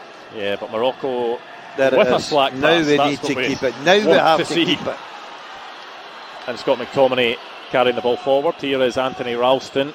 Has Ben Gannon-Doak in front of him. Didn't quite have the right opportunity to turn and get at his man. Great long ball. Looked a really good ball from Anthony Ralston, but just a bit too high. But we've picked Scotland up win the second ball. Surely that's going to be a free kick. Will Scotland get the ball in the box anyway? There's no advantage there. Yeah, not given, but Kenny McLean brilliant. Now wins the ball. Surely that's a free kick. Is he not fouled? Apparently not, according to this referee. Does this referee know what a foul is? Wow. Steve Clark not happy about that. Gordon Dale not happy about it. Alex Rae not happy about it. Terrible. What's going on? Yeah. And it's an opportunity to put the ball into the box and go and cause them problems. We're watching that again here. Yeah, maybe it would have been a bit soft on reflection, but you still want them. One. You still want them. On that one, yeah. But 2 minutes to go of injury time. So Scotland, if they are going to create that chance, if we are going to get that all-important goal, it needs to come soon. Hanley with the ball forward. Scotland don't win the first ball, don't get to the second ball. Hakimi launches it into the Boston sky and out for a throw-in deep into Scotland's half. It's forward as quick as you possibly can now for us. 90 seconds. Yeah, it's going to have to go direct just have to go at long. some point. It is back with Angus Gunn. Here it comes now. It must be the long ball. 30 seconds to go. A minute and 30 seconds to go of injury time. The initial header is won by Ross Stewart, but Morocco win it back, and now they're going to have a game of how long can they hold on to this ball. Well, they're going Are they thinking about holding on to it? Are they thinking you can't go there. Goal? They are thinking about going for goal. They work it across to the right, and it's a left-footed shot just wide of the mark. I'm very surprised they didn't take that into the corner. Yeah, no, I think he's I think he fancies it. I think his eyes lit up. Yeah, he comes into his favoured left foot as well, just drifts past the far post. 50 seconds to go. Scotland need to get the ball forward. Angus Gunn does just that. but the flick on doesn't come. And the ball is in possession with, was it Ben Gannon-Doka out on the right? He goes back to Anthony Ralston. He goes for the big diagonal, and it's flicked on by Ross Stewart. And goodness me, Lyndon Dykes hit it first time. And it's actually taken a deflection. It's a corner, and now is the final chance for Scotland to get that goal. Oh, it was a defender. It was actually the defender that volleyed it wide. He just had to get it away as far as he could, and it ended up putting it out for a corner. Last chance. So here it is. Here is the chance for Scotland. Come on. And this is the one. Is the opportunity for Scotland to get what could potentially be one of the biggest goals in our history. It's a goal that would put us on the verge of getting through to the knockout stages of a major tournament. Lewis Ferguson with the corner, flicked away by a Morocco head. Can Scotland we're in trouble. Get the ball forward? No, they can't. Yeah, it's that's a smart foul by Ralston. Anthony Ralston, but I think that is going to be time up. The referee just waiting on something. Andy Robertson not happy. I think he maybe feels that there was an infringement in there, and it's time up. The whistle has been blown. It is full time in Boston. Gabriel Antoniazzi is there. Full time, and it's Scotland 0, Morocco 1. Ismail Saibari's goal just 75 seconds in is the difference on the night, as the Tartan Army's Boston fairy tale has a bitter end here in Foxborough. Steve Clarke's side are still in this tournament, but they did not hit the heights required to get a result against the top outfit that the North Africans are. Morocco started totally on top, Scotland all over the place in the first 10 minutes. A knock-in behind from Ashraf Hakimi found Saibari. Grant Hanley played him onside. Saibari took time and a wonderful smash finish into the roof of the net, but it was such poor defending. Morocco should have tested gun more after creating great openings in that first 45, but poor finishing cost them. Scotland got a grip in the final 5 minutes or so of that first half. John McGinn bashed one over with his right foot, but they were much better in the second half. McGinn had a huge appeal for a penalty, but it wasn't given. Morocco then reminded you of their class, of their threat. Saibari had a shot that came up and clipped the bar. A header flicked on by El Khanous at the near post from a corner as well. Nearly squeezed in, but it was well saved by Gunn.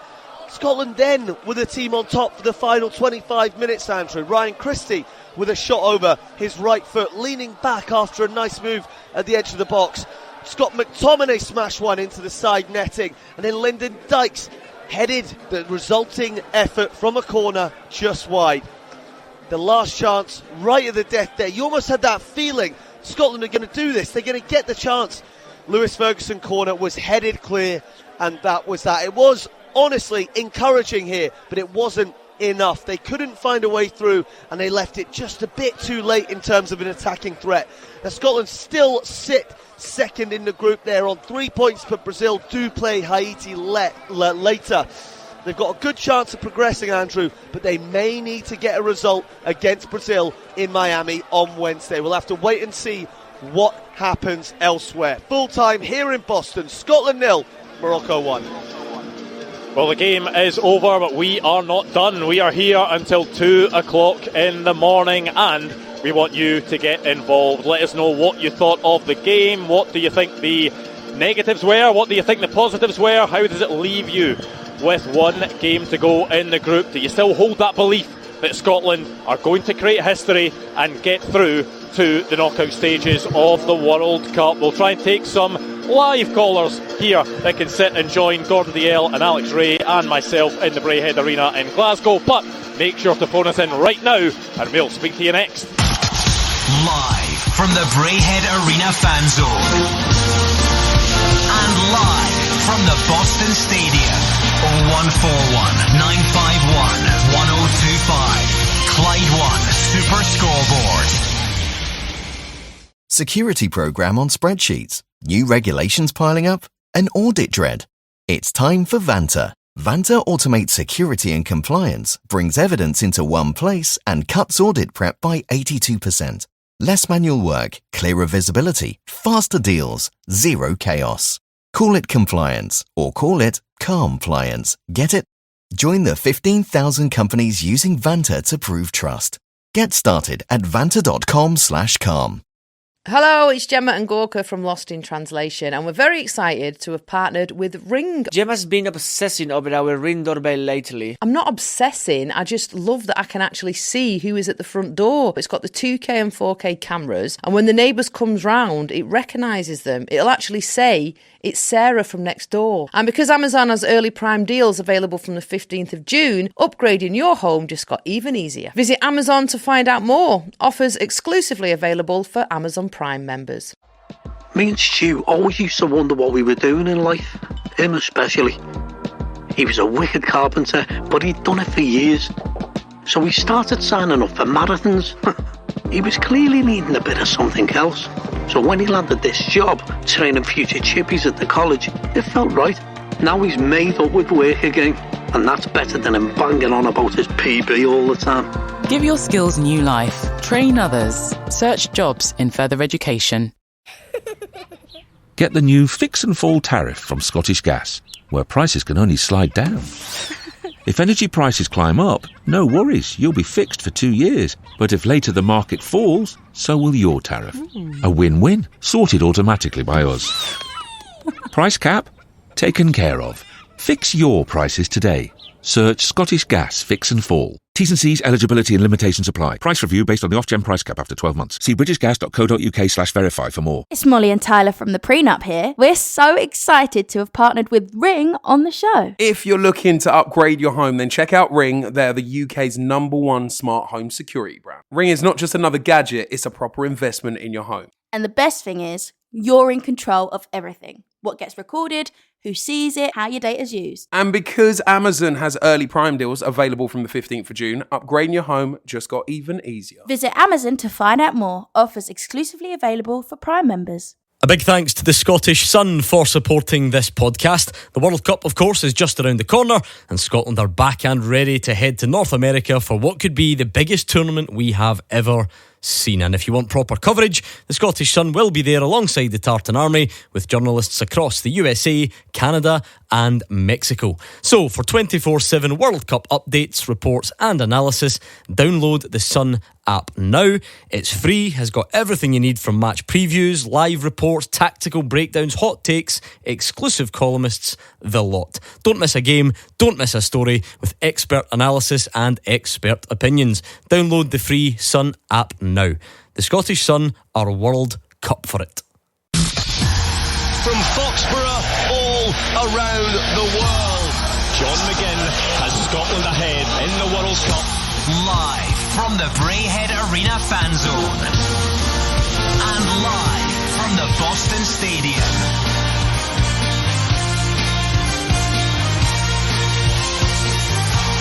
Oh, 0141 951 1025. Scotland versus Morocco.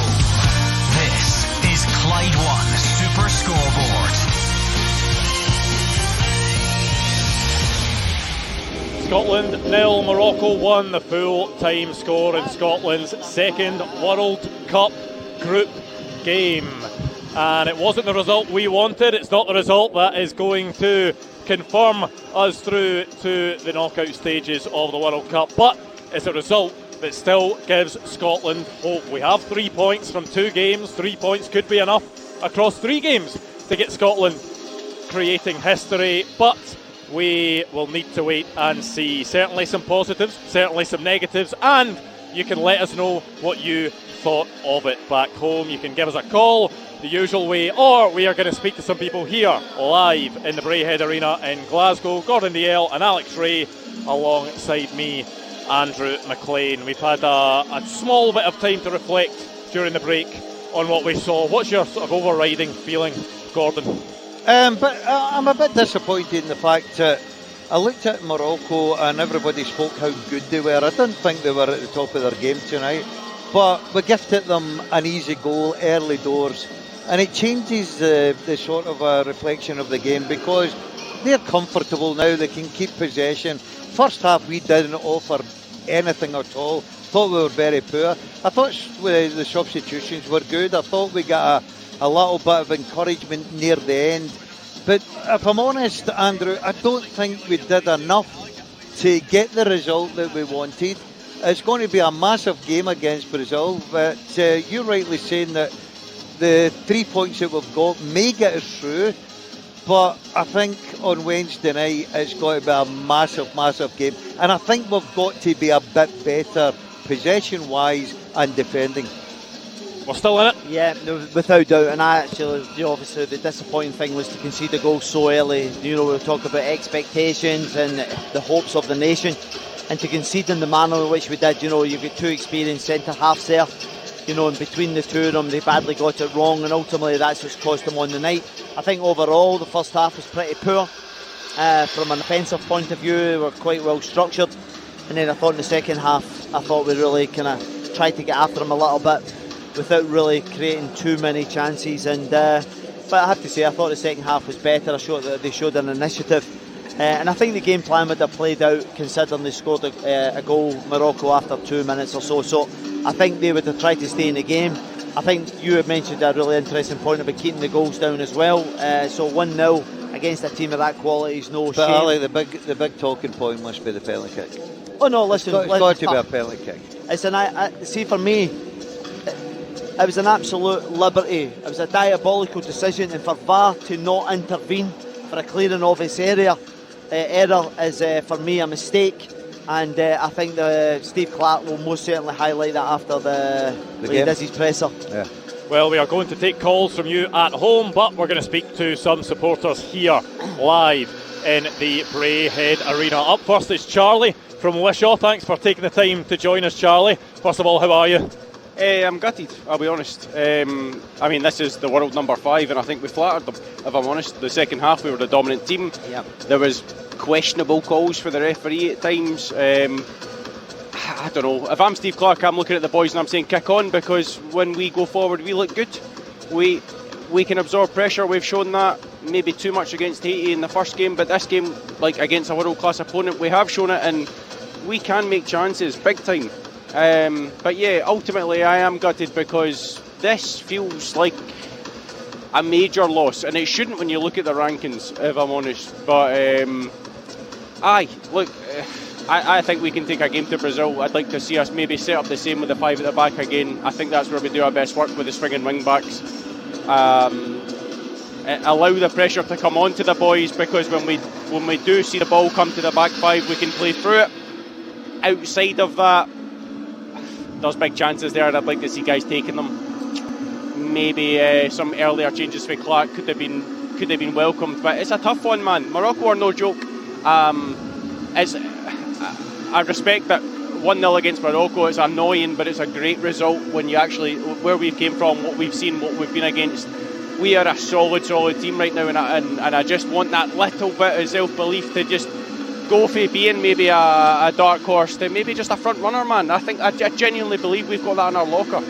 Yeah, I think it's fair to say that there will be mixed emotions, Alex, because as Charlie talked about, Morocco are such a good team. I think people expected there to maybe be this big gulf that Scotland were going to have to overcome. Yes, they've got a lot of quality, but at times Scotland really competed. Some people might see it as a missed opportunity just based on the way that play went, especially in that second half. Yeah, without doubt. I actually thought the last 5-6 minutes of the first half, I actually thought Scotland started to get a foothold. They get their full-backs high and wide, they were flashing balls into the box, and you think, right, okay, they come out in the second half and continue with that. And with Charlie, in some ways, there is a source of frustration, because you think to yourself, and it's about getting the balance, because you can't just go gung-ho against that type of quality, otherwise they'll just pick you off. And but I thought in the second half, I thought we warranted enough to get something out of the game. I know they hit the bar by a great block by Henry, and then obviously the header they had at the first post when Gunn pulled off a decent enough save. But it's difficult because you're trying to get the balance in. When do you put Lyndon Dykes on? I thought he made a difference as well. He got the team up the pitch, gave him a physical presence, and Gannon Dokes is obviously a talisman, managed to get flashes into the box. So I think there'll be a source of frustration, and when you're in such a tight match, Andrew, against a good opposition like that, you want the referee to get the decisions right, and for me the penalty decision's an absolute disgrace. You agree with that, Charlie, that on the penalty that John McGinn won? I've seen him given for less, I genuinely have, especially with, I think this tournament up to this point has been over officiated. I've seen those given. I think the refs maybe bottled it a wee touch. Sore one. The referee. But I actually think, Charlie, that the VAR officials have to step in, because the players tried to play the ball. John McGinn's knocked the ball past them and as they're coming together, and then John McGinn's brought down. And for me, you go, there's been one's given, one's not given. See, for me, that is as clear-cut a penalty as you're going to get. He was letting a lot go, the referee, and we saw that in the centre of the park. As an attacking player, when you step across your man, that's right, and he brings you down, then that's it. It's a given. But it just wasn't to be, you know. The one thing is, 75 seconds into this game, we found ourselves behind Dalziel, and I think at that point you felt the energy in here was sucked out of everyone. It would have been the same in the Boston Stadium. The players needed to show real character to make sure that there wasn't just a total collapse at that point, and then to get to the point where we were competing with one of the top sides in the world shows that there is that strength of character from this team. Yeah, it was a very, very poor start, and Steve Clarke would have probably said before the players left the dressing room, make sure we keep ourselves nice and tight early on. Everybody sort of bed yourself into the game. It's going to be difficult, try and get a touch in it, and all of a sudden within 75 seconds, as you said, we're one down, and it's a poor goal to lose. Of that there's no doubt. Look, I agree with you guys. I thought the second half was better. I thought I liked the substitutions. I thought they were positive. I didn't really see us as a threat. I've got to be honest, I didn't see us as a threat. I was watching it and I'm thinking it's more hope than anything that they could have got sung for a set play. Totally agree. I think it's a penalty kick, right? I think the referee was poor, not just for Scotland but for them as well, right? I thought it was a poor game. Yeah, we kept the ball a bit better in the second half, right? But we've got players that can do that. But I didn't have that feeling that we were going to be a threat to score a goal. We never really tested the goalkeeper. We need to take the positives going into the Brazil game, because 3 points may be enough to get us through. If we get another point, if we get a draw against Brazil, we're probably through. But what maybe needs to change in that final third for you, Charlie, to turn Scotland into a threat? Well, my only counter to that previous point made is I didn't see Morocco as a threat. I see no Diaz. I see no Hakimi. No. These guys are meant to be world beaters, and I'm sorry, but they were quiet. The only thing I'll say, Charlie, that's a big deal. Yeah, listen, I totally agree with you, but the only thing I'll say is they were in control because they get the early goal. Of course. They don't need to go chasing the game or whatever. Scotland sat in. They could take their time. You're totally right. I didn't think they were the Morocco I seen against Brazil. Right, and I think that was down to Scotland, maybe their organisation. So I'm not arguing that point. I just didn't see us being that. I didn't sit here and think, we've been missing that bite for a long time, and I think it comes from, and what's the frustration? My frustration lies in, I don't think it's a lack of technical ability. I think it's a lack of belief, genuinely. Yeah. See those last 15 minutes when we started putting that ball forward, how dangerous did we look? How much did you think, by the way, we're not just going to take this, we could actually take a wee bit more for this? Yeah. We've done it against Norway, we obviously done it against Denmark. It's just that, why not just kick that on for the get-go? 2 minutes. If I'm the Morocco manager and I watched us play Haiti, I'm going to say, here, by the way, they are nervous. Go absolutely ask of them in the first 5 minutes, and they did, and what happened? We went 1-0 down, and unfortunately, as you rightly said, it dictated the whole game. Yeah. The only thing I will say, Charlie, is when I seen the draw coming out and the teams and the fixtures, believe it or not, I didn't fancy us to get anything from the game tonight because of the ability they've got. I thought we'd won the one game. My big one is, and people might knock me for this, I've got a feeling because of the way we've now grown into the tournament, you know what's expected. Well, it's our first World Cup for all these players. I think Brazil, we can actually upset the apple cart with Brazil. I really do. I would have taken Brazil tonight over Morocco purely out of form and expectancy and everything else. I think we looked poor against Haiti because we went in as favourites, and I'll be honest, at this level it doesn't suit us. Genuinely. Better. We looked good letting the game come onto us and playing through the gaps as we done against Morocco there. And another night that's 0-0. Charlie, maybe even 1-0 with Scotland. As a Scotland fan, do you think that Steve Clarke got his line-up correct at the beginning with Tierney going on the left-hand side? Yeah, I believe so. To combat that threat from the right. I don't think it was a case of man management that caused the result you saw. I think it was we were caught sleeping, and that could have happened against any starting 11. Yeah, I like these substitutions. I know that we'll probably get callers on tonight moaning, going, why is Shanklin on? Because he's our natural goal scorer. But I like Dykes. I was saying to Alec in comedy, I just thought that it was tailor-made for Dykes tonight to come on and ruffle it up, and I think he's done a good job at that. Even in the Haiti game, Shanklin was there. I wasn't overly impressed with his press onto the ball for the Haiti game. Dykes comes on, he brings a very, very physical presence toward the game. Sometimes you just need a man to aim for, you know. Totally agree. He's going to play the knockdown, and we've got, especially when you bring on Doak, like, he's feeding for that. You need a man to come on the overlap. Aye, maybe I don't disagree with Clark's changes. I just think that's the way it fell tonight, unfortunately. And again, that's where all my frustration lies. It's not a lack of want, desire, technical ability, or even tactical ability. It's just we're just so bloody close. You know what I mean? That's what it pains me, man. It pains me. No, I think that's the feeling across the nation, Charlie. You talk about that slow start. I'm looking at two.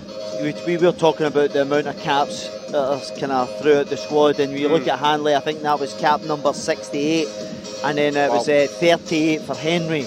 And between the two of them, they couldn't cope with a basic run in between the two of them, and I thought that was really poor at this level. So ultimately, you get punished at this level because the boy Saibari's been courted by Bayern Munich, and then ultimately that's what cost you the game, that moment. And but anyway, listen, I think there's a lot of positives to take for the game, and I think Steve Clark will go into this game in the next couple of days thinking, right, okay, we go again. Brilliant. Thank you very much to Charlie. Some good points made from Charlie. We appreciate you taking the time. Thank you so much. And joining us, we are speaking to some people here live at Braehead Arena in Glasgow, and we're taking some calls to Let's Speak to Gary, who is in Cumbernauld. Gary, what did you make of the performance? I thought the performance was all right, to be honest, guys. I was watching the last two Morocco games, the Norway game and the Brazil game, and I just thought that was a carbon copy of what we've seen tonight. And I was surprised with some of the performances. I thought John McGinn was very poor again. I thought Nathan Patterson on the right-hand side in the first half was terrible. Ryan Christie as well. And I thought that there was so many opportunities that Steve Clark maybe looked at and thought, right, well, in the second half, let's go for it. I was looking at delusioned at one point that we were going to basically repeat what we did in the Haiti game. So when I looked at it, there was Tyler Fletcher, Finlay Curtis, Lawrence Shankland that could have came on, and I thought really went for it. But again, in typical Scotland fashion, we seemed to kind of, I don't really know what you say, we kind of fell over our own feet again. Do you think Scotland should have made changes earlier, Gary? I was talking to my pals and I thought at half time we might go maybe 10-15 minutes into the second half, because a 1-0, let's not kid ourselves on, a 1-0 defeat to Morocco is not a bad result, but I felt like in that second half Morocco weren't the same team that they were in the first half. Similar again to what I said in the Norway game before the World Cup, and then in Brazil they weren't the same team in the second half, and Scotland had a great opportunity to go for it, and I just felt like we didn't really go for it. I think that, I know what Charlie's saying, right, because it's easy after a game to say, well, bring on Shankland. I think we did go for it because we made attacking changes. We brought on the Gannon Doak. Yeah, we brought on Dykes. You know what I mean? We brought on Ross Stewart. So we made attacking changes. And then you've got to think, yes, Scotland came into the game more against Morocco in the second half, and Morocco didn't look as good as they had in the first. But is some of that down to the fact that Steve Clark did make the changes? And yeah, listen, I actually, as the half was wearing on, so if you take the first 15 minutes, I think, by the way, this is actually quite impressive. So then obviously there's a change with Tierney coming off, Doak comes on in the hour mark, and then he waits another 10 minutes, and then he throws on Lyndon Dykes. They mix it up a little bit for the last 20 minutes, and then Kenny McLean come on for Christie. I thought Kenny McLean done okay in the middle of the park as well. So then, as you rightly said, Dazzler, they end up bringing on Ross Stewart to try and kind of scramble in the injury time really the last couple of minutes. So I think the incremental changes, you know, through the time for the hour mark onwards was right. I thought he was trying to chase the equaliser, and he had a go. And I thought over the piece they huffed and puffed without really creating any real chances. Yeah. The big chance for us, Daz, was the penalty. Penalty kick, yeah. Because you're just looking for a moment, whether it's a deflection, whether it's a penalty, whether it's a set play. You're just looking for them because you're up against a real top quality opposition. And for me, to miss that opportunity for the referee and then the VAR team to look at that, I'll be fascinated to see where they go with this, because I think there should be an outcry on this from people in the game, because it's as clear-cut a penalty as you're going to see. Well, thank you to Gary. On the line after the break, we'll be speaking to more fans live inside the Braehead Arena in Glasgow and taking more of your calls. Scotland versus Morocco. 0141 951 1025.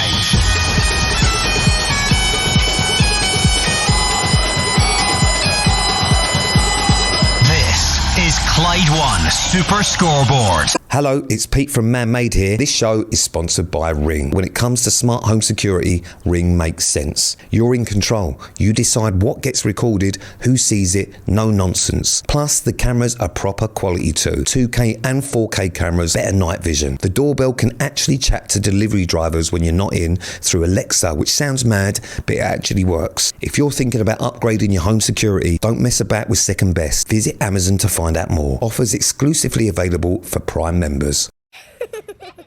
Get the new Fix and Fall tariff from Scottish Gas, where prices can only slide down. If energy prices climb up, no worries, you'll be fixed for 2 years. But if later the market falls, so will your tariff. A win-win, sorted automatically by us. Price cap? Taken care of.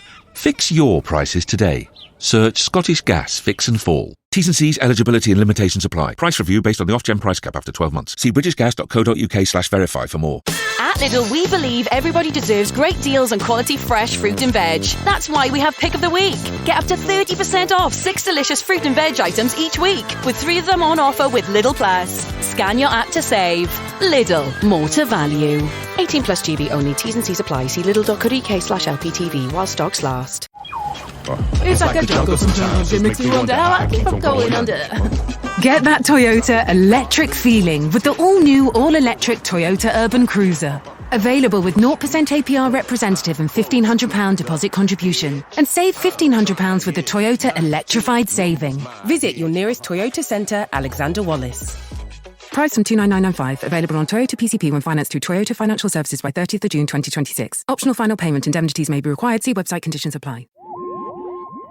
The all-new, all-electric Toyota CHR Plus. Sleek, stylish and quietly reliable. Available with 0% APR representative with £1,500 deposit contribution and save £1,500 with the electric car grant. Get that Toyota electric feeling. Visit your nearest Toyota centre, Alexander Wallace. Price from $34495. Available on Toyota PCP when financed through Toyota Financial Services by 30th of June 2026. Optional final payment indemnities may be required. See website T's and C's apply. Up next, it's Red Flair and his new band. Oh my God, I'm back again. On Betfair Casino, everybody spin. Gonna bring new games, gonna show you now. New game party. Find new. Dropping hits every week. Find the new slots. On Betfair Casino tonight. 18 plus BeGambleAware.org. That's right. Scotland 0, Morocco 1, the full-time score in Scotland's second World Cup group game. We didn't get the point that maybe would have secured a place in the knockout stages of a major tournament for the first time ever. We didn't get a win that would have guaranteed it.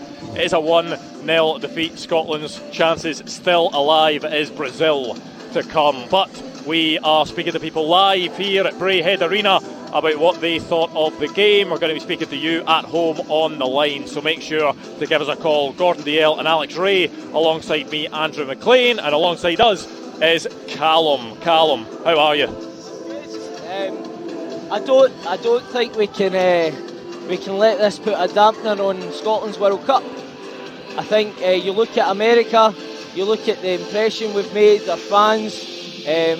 My mum and dad are over there, turning 60 next year. My dad's dream is to see Scotland at a World Cup, and You know, I know he's having fun, but I said to my mates tonight, I said before it, I said a 1-0 win, a 1-0 loss, sorry, I said I'd take that. I thought it comes down to goal difference. I've heard my dad tell me through the years the goal difference has been the problem, and you know, we could go through off that win against Haiti, but there is nobody I trust more than Steve Clarke to get us a 1-0 loss or a 0-0 draw against Brazil.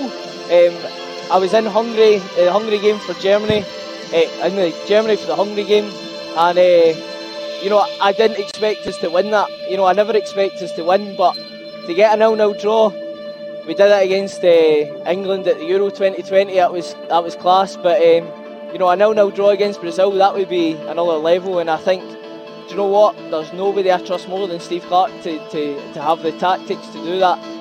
We could get to the final through penalty shootouts. So do you know what? A 1-0 loss to Morocco sounds bad, but do you know what? There's nobody you trust more than an ex-Killie manager to just park the bus and get us to the final. You've got us getting beat 1-0 tonight and in the final.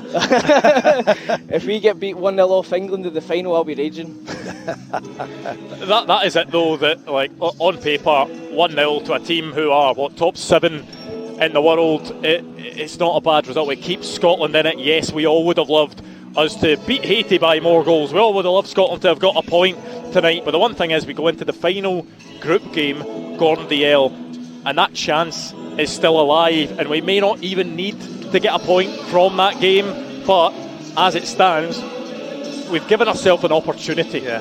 What was important tonight? If we're going to lose, don't lose by 2, 3, 4 goals. 1-0 you can accept, no problem, goal difference wise. You're right, 3 points might be enough. Now Brazil, individually I think Brazil have got brilliant players. I looked at it against Morocco, and I know it was the first game, but the amount of times they gave the ball away cheaply, I didn't think they played as a team, and I thought they were quite lucky to get a 1-1, but you can see them taking care of Haiti tonight. And we'll get into that game. Look, that's what we do as underdogs. Nobody gives us a chance. We get in a game, but we cannot defend the way we defended for the first goal tonight. You can't do that at this level. You get punished tonight and you lose 3 points through it. Poor defending. But once again, it's our first World Cup. We'll be learning step by step, and we'll be looking forward to Wednesday. And it seems as if Scotland did learn from that. Yes, we conceded within 75 seconds, but it's not as if throughout the game Angus Gunn had loads and loads of saves to make. It's not as if Morocco were running over the top of us and creating clear-cut chance after clear-cut chance. Scotland did learn from that. We got into the game, built into the game, and you feel if we put in that type of defensive performance against Brazil but need to try and match it with something at the other end, we could do something, Callum. Yeah, absolutely. And I think especially the second half, I thought we were really good. I thought the second half, even towards the end, you know, I'm begging for just somebody to get an end of one of the crosses or just take the moment. But all I've heard before this game is how good Hakimi is, and I don't really think I saw much of that magic. You know, you're talking about this guy that plays for PSG, he's in the Champions League final, and I don't think he was a massive danger to us. I think, and I think even going into this game against Brazil, like I look at our midfield, and you know, you've got McTominay, you've got McGinn, you've got Ferguson. I think we've got the players there, and it just takes that moment of magic to change the game. And I don't think we were put under the pressure, especially in the second half that we were told we were going to be put under. And I think, you know what, I believe we can do it. Should we have had a penalty? I think we should have 3 penalties, to be honest. But and I would have given a red card as well for that last man challenge on Che Adams. But hey, I'm not the referee. Gordon Dalziel, you're a big defender of referees on Super Scoreboard. You like to take their side. Are you? Took their side early, took the guy's side early on in this game, and I think your confidence in him disappeared as the game went on. Listen, I've watched the World Cup from the start, and I like the rule changes, I've got to say. I thought the referees so far have been quite good. But this guy tonight was absolutely shocking for me. He didn't know what a free kick or anything was. It was a stonewall penalty kick. And I'm saying that he was bad, not just for Scotland, but for Morocco as well. I thought he had a really, really poor game. In fact, Alec called it after about 50 minutes, saying this guy probably won't get another game. He's that bad. I think I can't grasp what goes in his head that's not a penalty kick for me. I don't know what he's thinking, but he let a lot of things go tonight, free kicks that were stonewall free kicks. But listen, that's what it is. We've just got to accept it. We'll come up against a bad referee as well. I'm not making excuses because he was bad for both teams. I just don't think we've done enough tonight. I really do. I think second half was encouraging. I think we played a bit better. I thought the substitutions were fine. Not got a problem with them. I just don't think we've done enough tonight to warrant anything. Callum, what have you done to deserve your parents leaving you behind while they swanned off to America? Well, we had a little girl last year, and we're going to Florida in October, so I had to compromise. That is fair enough. So I did float the idea of Miami for a week for me, and then they could come and join me. You're doing well. But no, it was Disneyland in October was the compromise. So, nice one. But well, if we get to the last 32, who knows? A flight to Mexico. Well, you'll be going to the final, mate. That's what you said. We're in the final. Aye, well, final and the party after it. That'll be good. So. Brilliant. Thank you very much to Callum. We appreciate you taking the time to speak to us. We are still taking your calls. We're going to try and speak to more people here live in the Braehead Arena, but someone has put the big light on. Someone has turned the music off. It looks as if they're trying to clear us out of here, but we are going to be here until 2 o'clock in the morning. They're not going to be able to remove us, no matter how much Dalziel and Alex Rae are maybe. No party. Right, let's go back to the lines. Aidan is in the south side. Aidan, what are your feelings after that game? Hello, lads. Honestly, I went to Germany. I seen it all. I seen the performances when we turned up against Hungary, and you thought we could do it, and we just weren't there. The game against Haiti as well, you thought it's not the best performance. Actually, I'm happier that after that 1-0 loss against Morocco, I actually think we played better. I think we had a better game. I think we were more on it. McTominay looked on it. I've heard the previous calls against Christie and McGinn. I thought they played well. I guess a top 10 team. They're sixth in the world. I thought it was a good game. I thought we showed that we could actually compete against these nations. And, I think it leaves everything up to that last game. And it's basically a final. It's the same way that we played against Denmark. It leaves that last game. And we can just go into that and go, well, we got nothing to lose and everything to gain from it. And I think that's what we wanted. Anybody taking that game, and that if we look at that group against, Morocco, Brazil, and then Haiti, I think we'd have taken going into the last game going, we can do this. We can go back in. We can maybe get into the last 32 and then see where it goes. Yeah, no, listen, I think there's still an opportunity. I think if you can cut out that mistake that they made tonight, because it was crucial and they end up in the final result. So if they can shore up the back and limit Brazil to few chances as possible, then you very much have a chance. And the biggest concern, and I think Dan's hit the nail on the head there, is the chances at the other end. We didn't really create too much at all tonight, other than the penalty opportunity, the odd wee shot from the edge of the box, and you're just looking for that little bit of magic from someone. And I thought Ben Dokes, when he came on, I think he brings something slightly different to the others. So whether he comes into the reckoning, because obviously I don't expect to see Tierney on the left hand side come the Brazil game, so it may well pose a question. You maybe get one more offensive player in there to try and create something at the top end does. Yeah, I don't think anyone was particularly bad tonight in a Scotland shirt across the 90 minutes. There were maybe some players that were quieter than usual, but I don't think there was anyone that you'd maybe point the finger at and say that they let themselves down in any sort of way, Gordon. It was maybe just players that struggled to get into the game as much as some other players. Well, when they scored the early goal, they basically dictated the game in the first half for long periods, and we couldn't really get a rhythm going. And it wasn't until and it wasn't until the second half when we were praising them about the minute they didn't have the ball, their attitude and their hunger and desire to go and win it back was brilliant. Yeah. You didn't see that the second half for some reason, right? I thought they dropped off it. And I think that was down to Scotland being a wee bit more on the front foot, a wee bit more confident going forward. I thought the changes did certainly help. I was crying out for Dykes. I just looked at this game and thought, this could be a game for Dykes to just go up there and ruffle some feathers and put yourself about. You know, he works very hard and it gives other players the opportunity to go and support. Look, 1-0's not a disaster. We are playing a brilliant team. We are terrific, one of the best managers in the world. Let's not be kidded here. But it's Scotland and we know how to do it the hard way. 3 points may be enough if it's another, 1-0 or whatever it may be. But I'd like to just see us getting that point. It's got to be difficult, but we certainly have got the players and ability, and I totally agree in the faith in Steve Clarke to go and deliver that for us. Is it giving you belief, Aidan, that, the performance tonight, can we do something against Brazil, even if it is getting, a win, a draw, or maybe even a narrow defeat that could potentially be enough to get us through to the knockout stages? Yeah, I mean, why not? I mean, Morocco turned up against Brazil and they looked electric, right?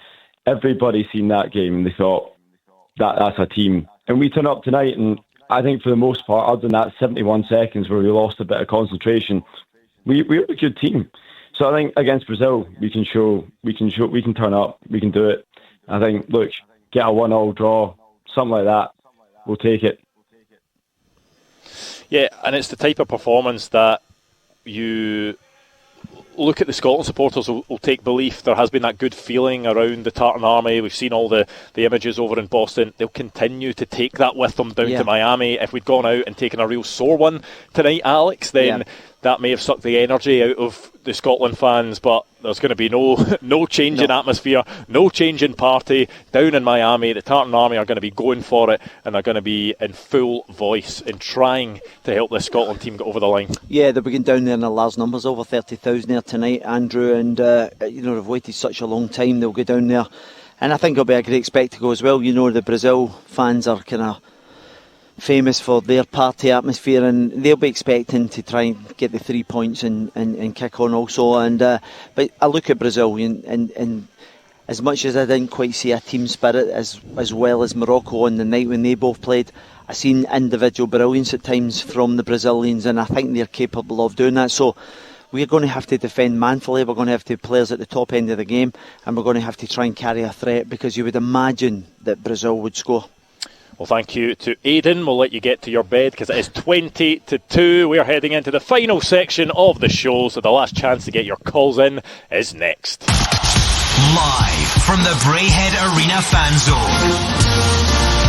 And live from the Boston Stadium. 0141 951 1025. Clyde 1 Super Scoreboard. Dalziel and Alex Rae here with me, Andrew Maclean on Super Scoreboard. We are live from the Braehead Arena. It may not quite be the atmosphere it was earlier on. The staff are doing a grand job of clearing the place. The big light is on, the TV is off. There is a game on the go. Brazil are taking on Haiti, of course, which is the other big game in our group. But if you missed it somehow and you're only tuning in now at quarter to 2 in the morning, it finished Scotland 0, Morocco 1. So Scotland going into that final game against Brazil with a chance still to get through to the knockout stages of a major tournament for the very first time. I think we are going to go back to the phones very, very shortly. We are going to speak to some more fans inside the Braehead Arena, but everyone's gone, Gordon DL. Yeah, I think they were a bit disappointed. They came here to party. They were hoping for that 1 point that would cement our place in the knockout rounds.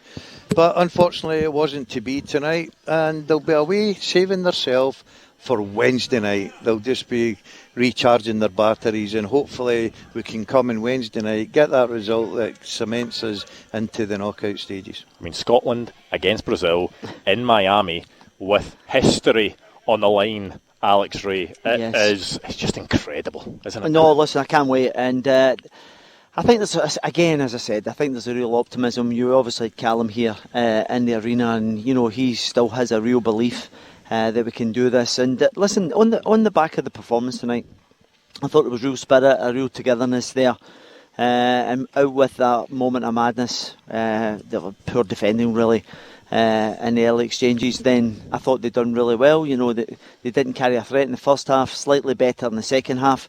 But they're going to have to do that again because they're up against some real quality. We mentioned the quality that Morocco had tonight, but you've got Rafinha and Vinny Jr. and Paqueta.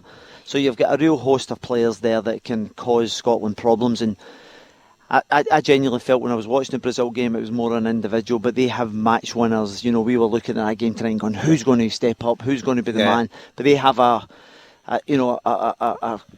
4 or 5 players who can do that in any given moment.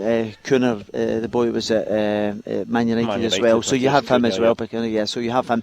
So they've got players who can win matches, and but they may well go on and coast tonight, and then maybe not have that real desire going into the midweek game, where we will be kind of on the front foot. A really big following from the Tartan Army does. Yeah, I think everybody now, the full focus will be on Wednesday. You're coming up against the 7th and 6th best teams in the world here, so it's always going to be a hard task to go and get something off them. There was a lot of encouragement, especially second half tonight. There's no doubt about that, and Steve Clark will sit down. It'll be interesting what he says after it. The disappointment, we touch on it all the time, is you give away early goals and it puts you in the back foot a little bit, especially at this level and the players you're playing against. I totally agree. I thought Brazil looked like a team that was a bit individual. Yeah. And I hope that they stay that way, because they certainly have got great individuals, but I think you've got to, if you're going to go and win this World Cup, you've got to go and win as a team. And I think Morocco really upset Brazil, and the amount of times Brazil gave the ball away with the world-class players that they've got was incredible. And I'm just hoping Scotland, and I do trust Steve Clark, I think he's doing a brilliant job to sit there and say, right, this is the best way to go forward. 3 points could be enough, Alec. You know what I mean? I'd love it, but I'd just love to get that point over the line. Michael in Stevenson is our next caller. Michael, how are you feeling after that game? I'm a 51-year-old man who, for 28 years, has waited for this day again. And I think it's an opportunity missed tonight. I understand Morocco are ranked this in the second half tonight. Scotland showed what Scotland can do. I'm disappointed in Lyndon Dykes. I've watched him coming off the bench in the last 2 games. He looks like he's blowing air out his backside, and he's only just on the park. I'm wondering. Well, I'll put that point to Gordon Dalziel, because Lyndon Dykes, he's a very specific type of footballer. He's not he's maybe not as much of a runner as some other players, but I think you felt he put in a shift when he came on. Yeah, I thought it was the right substitution. I thought it was a sort of a game that you're looking at and you're thinking, is it Shankland or Dykes? And I thought he got the call right. Only my opinion. Look, Michael's saying that he looks a bit puffy when he comes on blowing. Every sub does that, because you've got to the speed of the game. There's nothing worse than coming on a game and the tempo's high and everything about it, and you're up front and you're chasing things and you're trying to close down. So initially you do get that heavy breathing. We've all been there, Alec. So I totally understand that. But I thought Dykes done well when he come on. I thought he gave them a different challenge. I didn't think Adams got the service. I thought that, not the fact of the poor game, I just didn't think the game suited Adams tonight. And I did like the substitutions. I thought we were attacking. Ross Stewart, I think, is a very, very good player. Gannon Doak on the right side, I think we're all crying out for him, because we know how direct he is. Look, you could maybe argue that if we need a goal, our best poacher in the box is Shankland, but you just can't throw everyone on, because if it goes to goal difference, this could be a good result for us tonight. Yeah, and Michael was saying there that he feels it's a missed opportunity, which I think in some ways maybe a compliment to Scotland, because if Scotland have done well enough against Morocco that people are feeling that we could have, should have maybe got something out of the game against a really top side, we've done something right across the 90 minutes. No, yeah. Listen, I think obviously on the back of the first half, I thought they were very, very dominant for 40 minutes. I thought they were on the front foot. They strangled the life out of us in terms of pressing the ball. Every time we won the ball back, there was 2 or 3 of them hounding. And then I think in the second half we showed the initiative, and we obviously had more territory. They came off the game a little bit, but I really can't remember their goalkeeper having too much to do other than the penalty chance where, for me, how the referee and the VAR officials, I keep repeating myself, I still staggered that they've not come to the right decision, that's a penalty. And you work for the 90 minutes to try and get into the opportunities. It was very aggressive play by John McGinn driving past the defender, and it was so naive of him to dive in. And for me, it's a stonewall penalty. And as I said earlier on in the show, I feel as if that will probably cost the referee and the VAR team any future chance of featuring in this World Cup going forward, because there will be a cut process, and I think when they look back at that, there'll be a clear kind of hands up that they made a mistake. Michael, you say it's a missed opportunity. Is that you saying that you feel like our chances of progressing are maybe gone, or that they're very tough? How are you feeling? I'm thinking 3 points could be significant depending on the result against Brazil, which could be inexperience from yesterday's glorious failure again. I'm hoping not, for the younger generation that don't have to go through what we've all went through before. I just feel it's a missed opportunity tonight. And just to make a point on the penalties, I don't believe there was a penalty in that game tonight. I've watched it 4 times. I do not believe there's any contact. The one, I don't believe there's any contact on any of them. I've watched it 4 times. I mean, we only got to see it maybe a couple of times here. Certainly looked as if there was contact to me. Michael may have seen a better angle than we did, but I don't know. I felt it was a penalty. And first showing, I agree with Alec. Alex shouted out penalty kick, and then I looked at it and I looked at the replay. I would be very disappointed if we didn't get that. Very disappointed. See, for me, that comes under the kind of stone wall category. See, when the defender comes in to win the ball and McGinn's pushed it past him, because he's going in to win the ball, he doesn't get the ball and he catches McGinn, and there's that coming together. But McGinn's he's on the march to go and get the ball, and the defender just wipes him out. Very quickly, let's see if we can squeeze in David in Dumbarton. Thank you to Michael. David, what are your overriding thoughts after that? A penalty. And with a penalty. All day long, David. I feel that was a penalty. But my point is, loving Scotland fan, watching all the young kids, my son, my daughter, everybody's just over Scotland. But I'm going back to 1998. Have we progressed? 1998 as a nation? I mean, we certainly progressed over the last few years, haven't we? Because we went through, we were in the doldrums at one point where we weren't qualifying for any tournaments, and we've qualified for 3 under Steve Clarke, so there's certainly been progression in that sense. But we went backwards, but we've made progression since going backwards. No, listen, I think the tangible signs are that you've gone to 3 tournaments. I think obviously the 2 Euros were disappointing. We've obviously got a win for the first time. Is it 36 years? Is that what they said earlier on? Yeah, our first World Cup in 36 years. So that's a win under our belt. We've run a very good team close tonight, albeit I didn't think we'd done enough to get in other than the penalty. I didn't think we created enough goal-mouth actions. But it's very difficult when you're up against a team that are 7th in the world rankings, and for me, it's very difficult. And I wouldn't say we have a top. We look at, and I mean this with the greatest respect, we have some really good, wonderful midfielders. Play at a very good level. McTominay's won Serie A last year. McGinn's won the Europa League this year. But I don't see us as having a top class striker, and sometimes that can be the difference. Even you look at Wales over the years, you have Gareth Bale, who's like elite level, and he can take you to levels that you can't normally do. With the greatest respect, like decent players, but then you need that elite player at the top end. So you're not feeling too positive about our chances of getting through, progressing, David?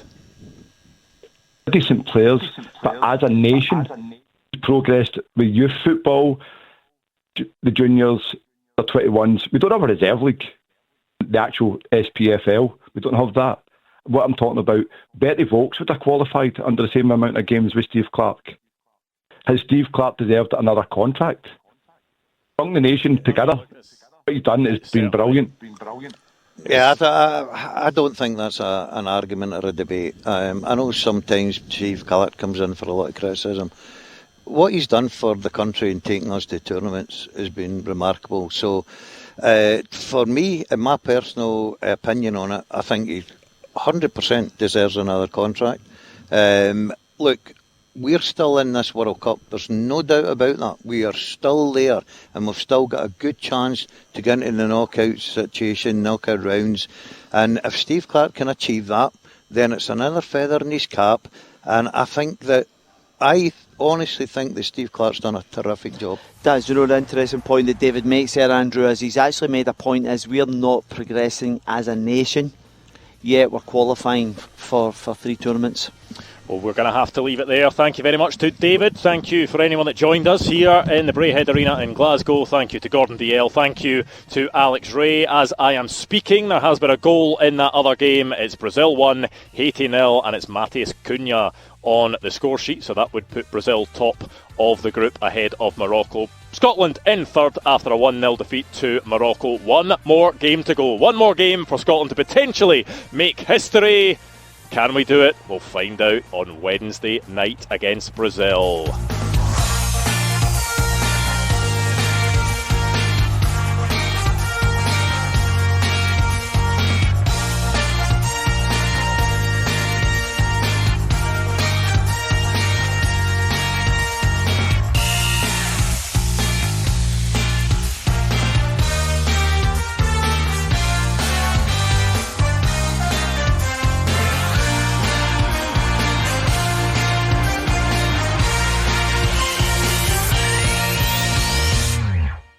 Hello, it's Gemma and Gorka from Lost in Translation, and we're very excited to have partnered with Ring. Gemma's been obsessing over our Ring doorbell lately. I'm not obsessing, I just love that I can actually see who is at the front door. It's got the 2K and 4K cameras, and when the neighbours comes round, it recognises them. It'll actually say, it's Sarah from next door. And because Amazon has early Prime deals available from the 15th of June, upgrading your home just got even easier. Visit Amazon to find out more. Offers exclusively available for Amazon Prime members. We may fall, but we're not out. As long as there's still belief, there's still a chance. We've already done the incredible, so let's do it again. At Chase, we know that there's belief in every step of all great journeys. That's why we're proud banking partner with the Scotland national teams. Search Chase Bank to find out more.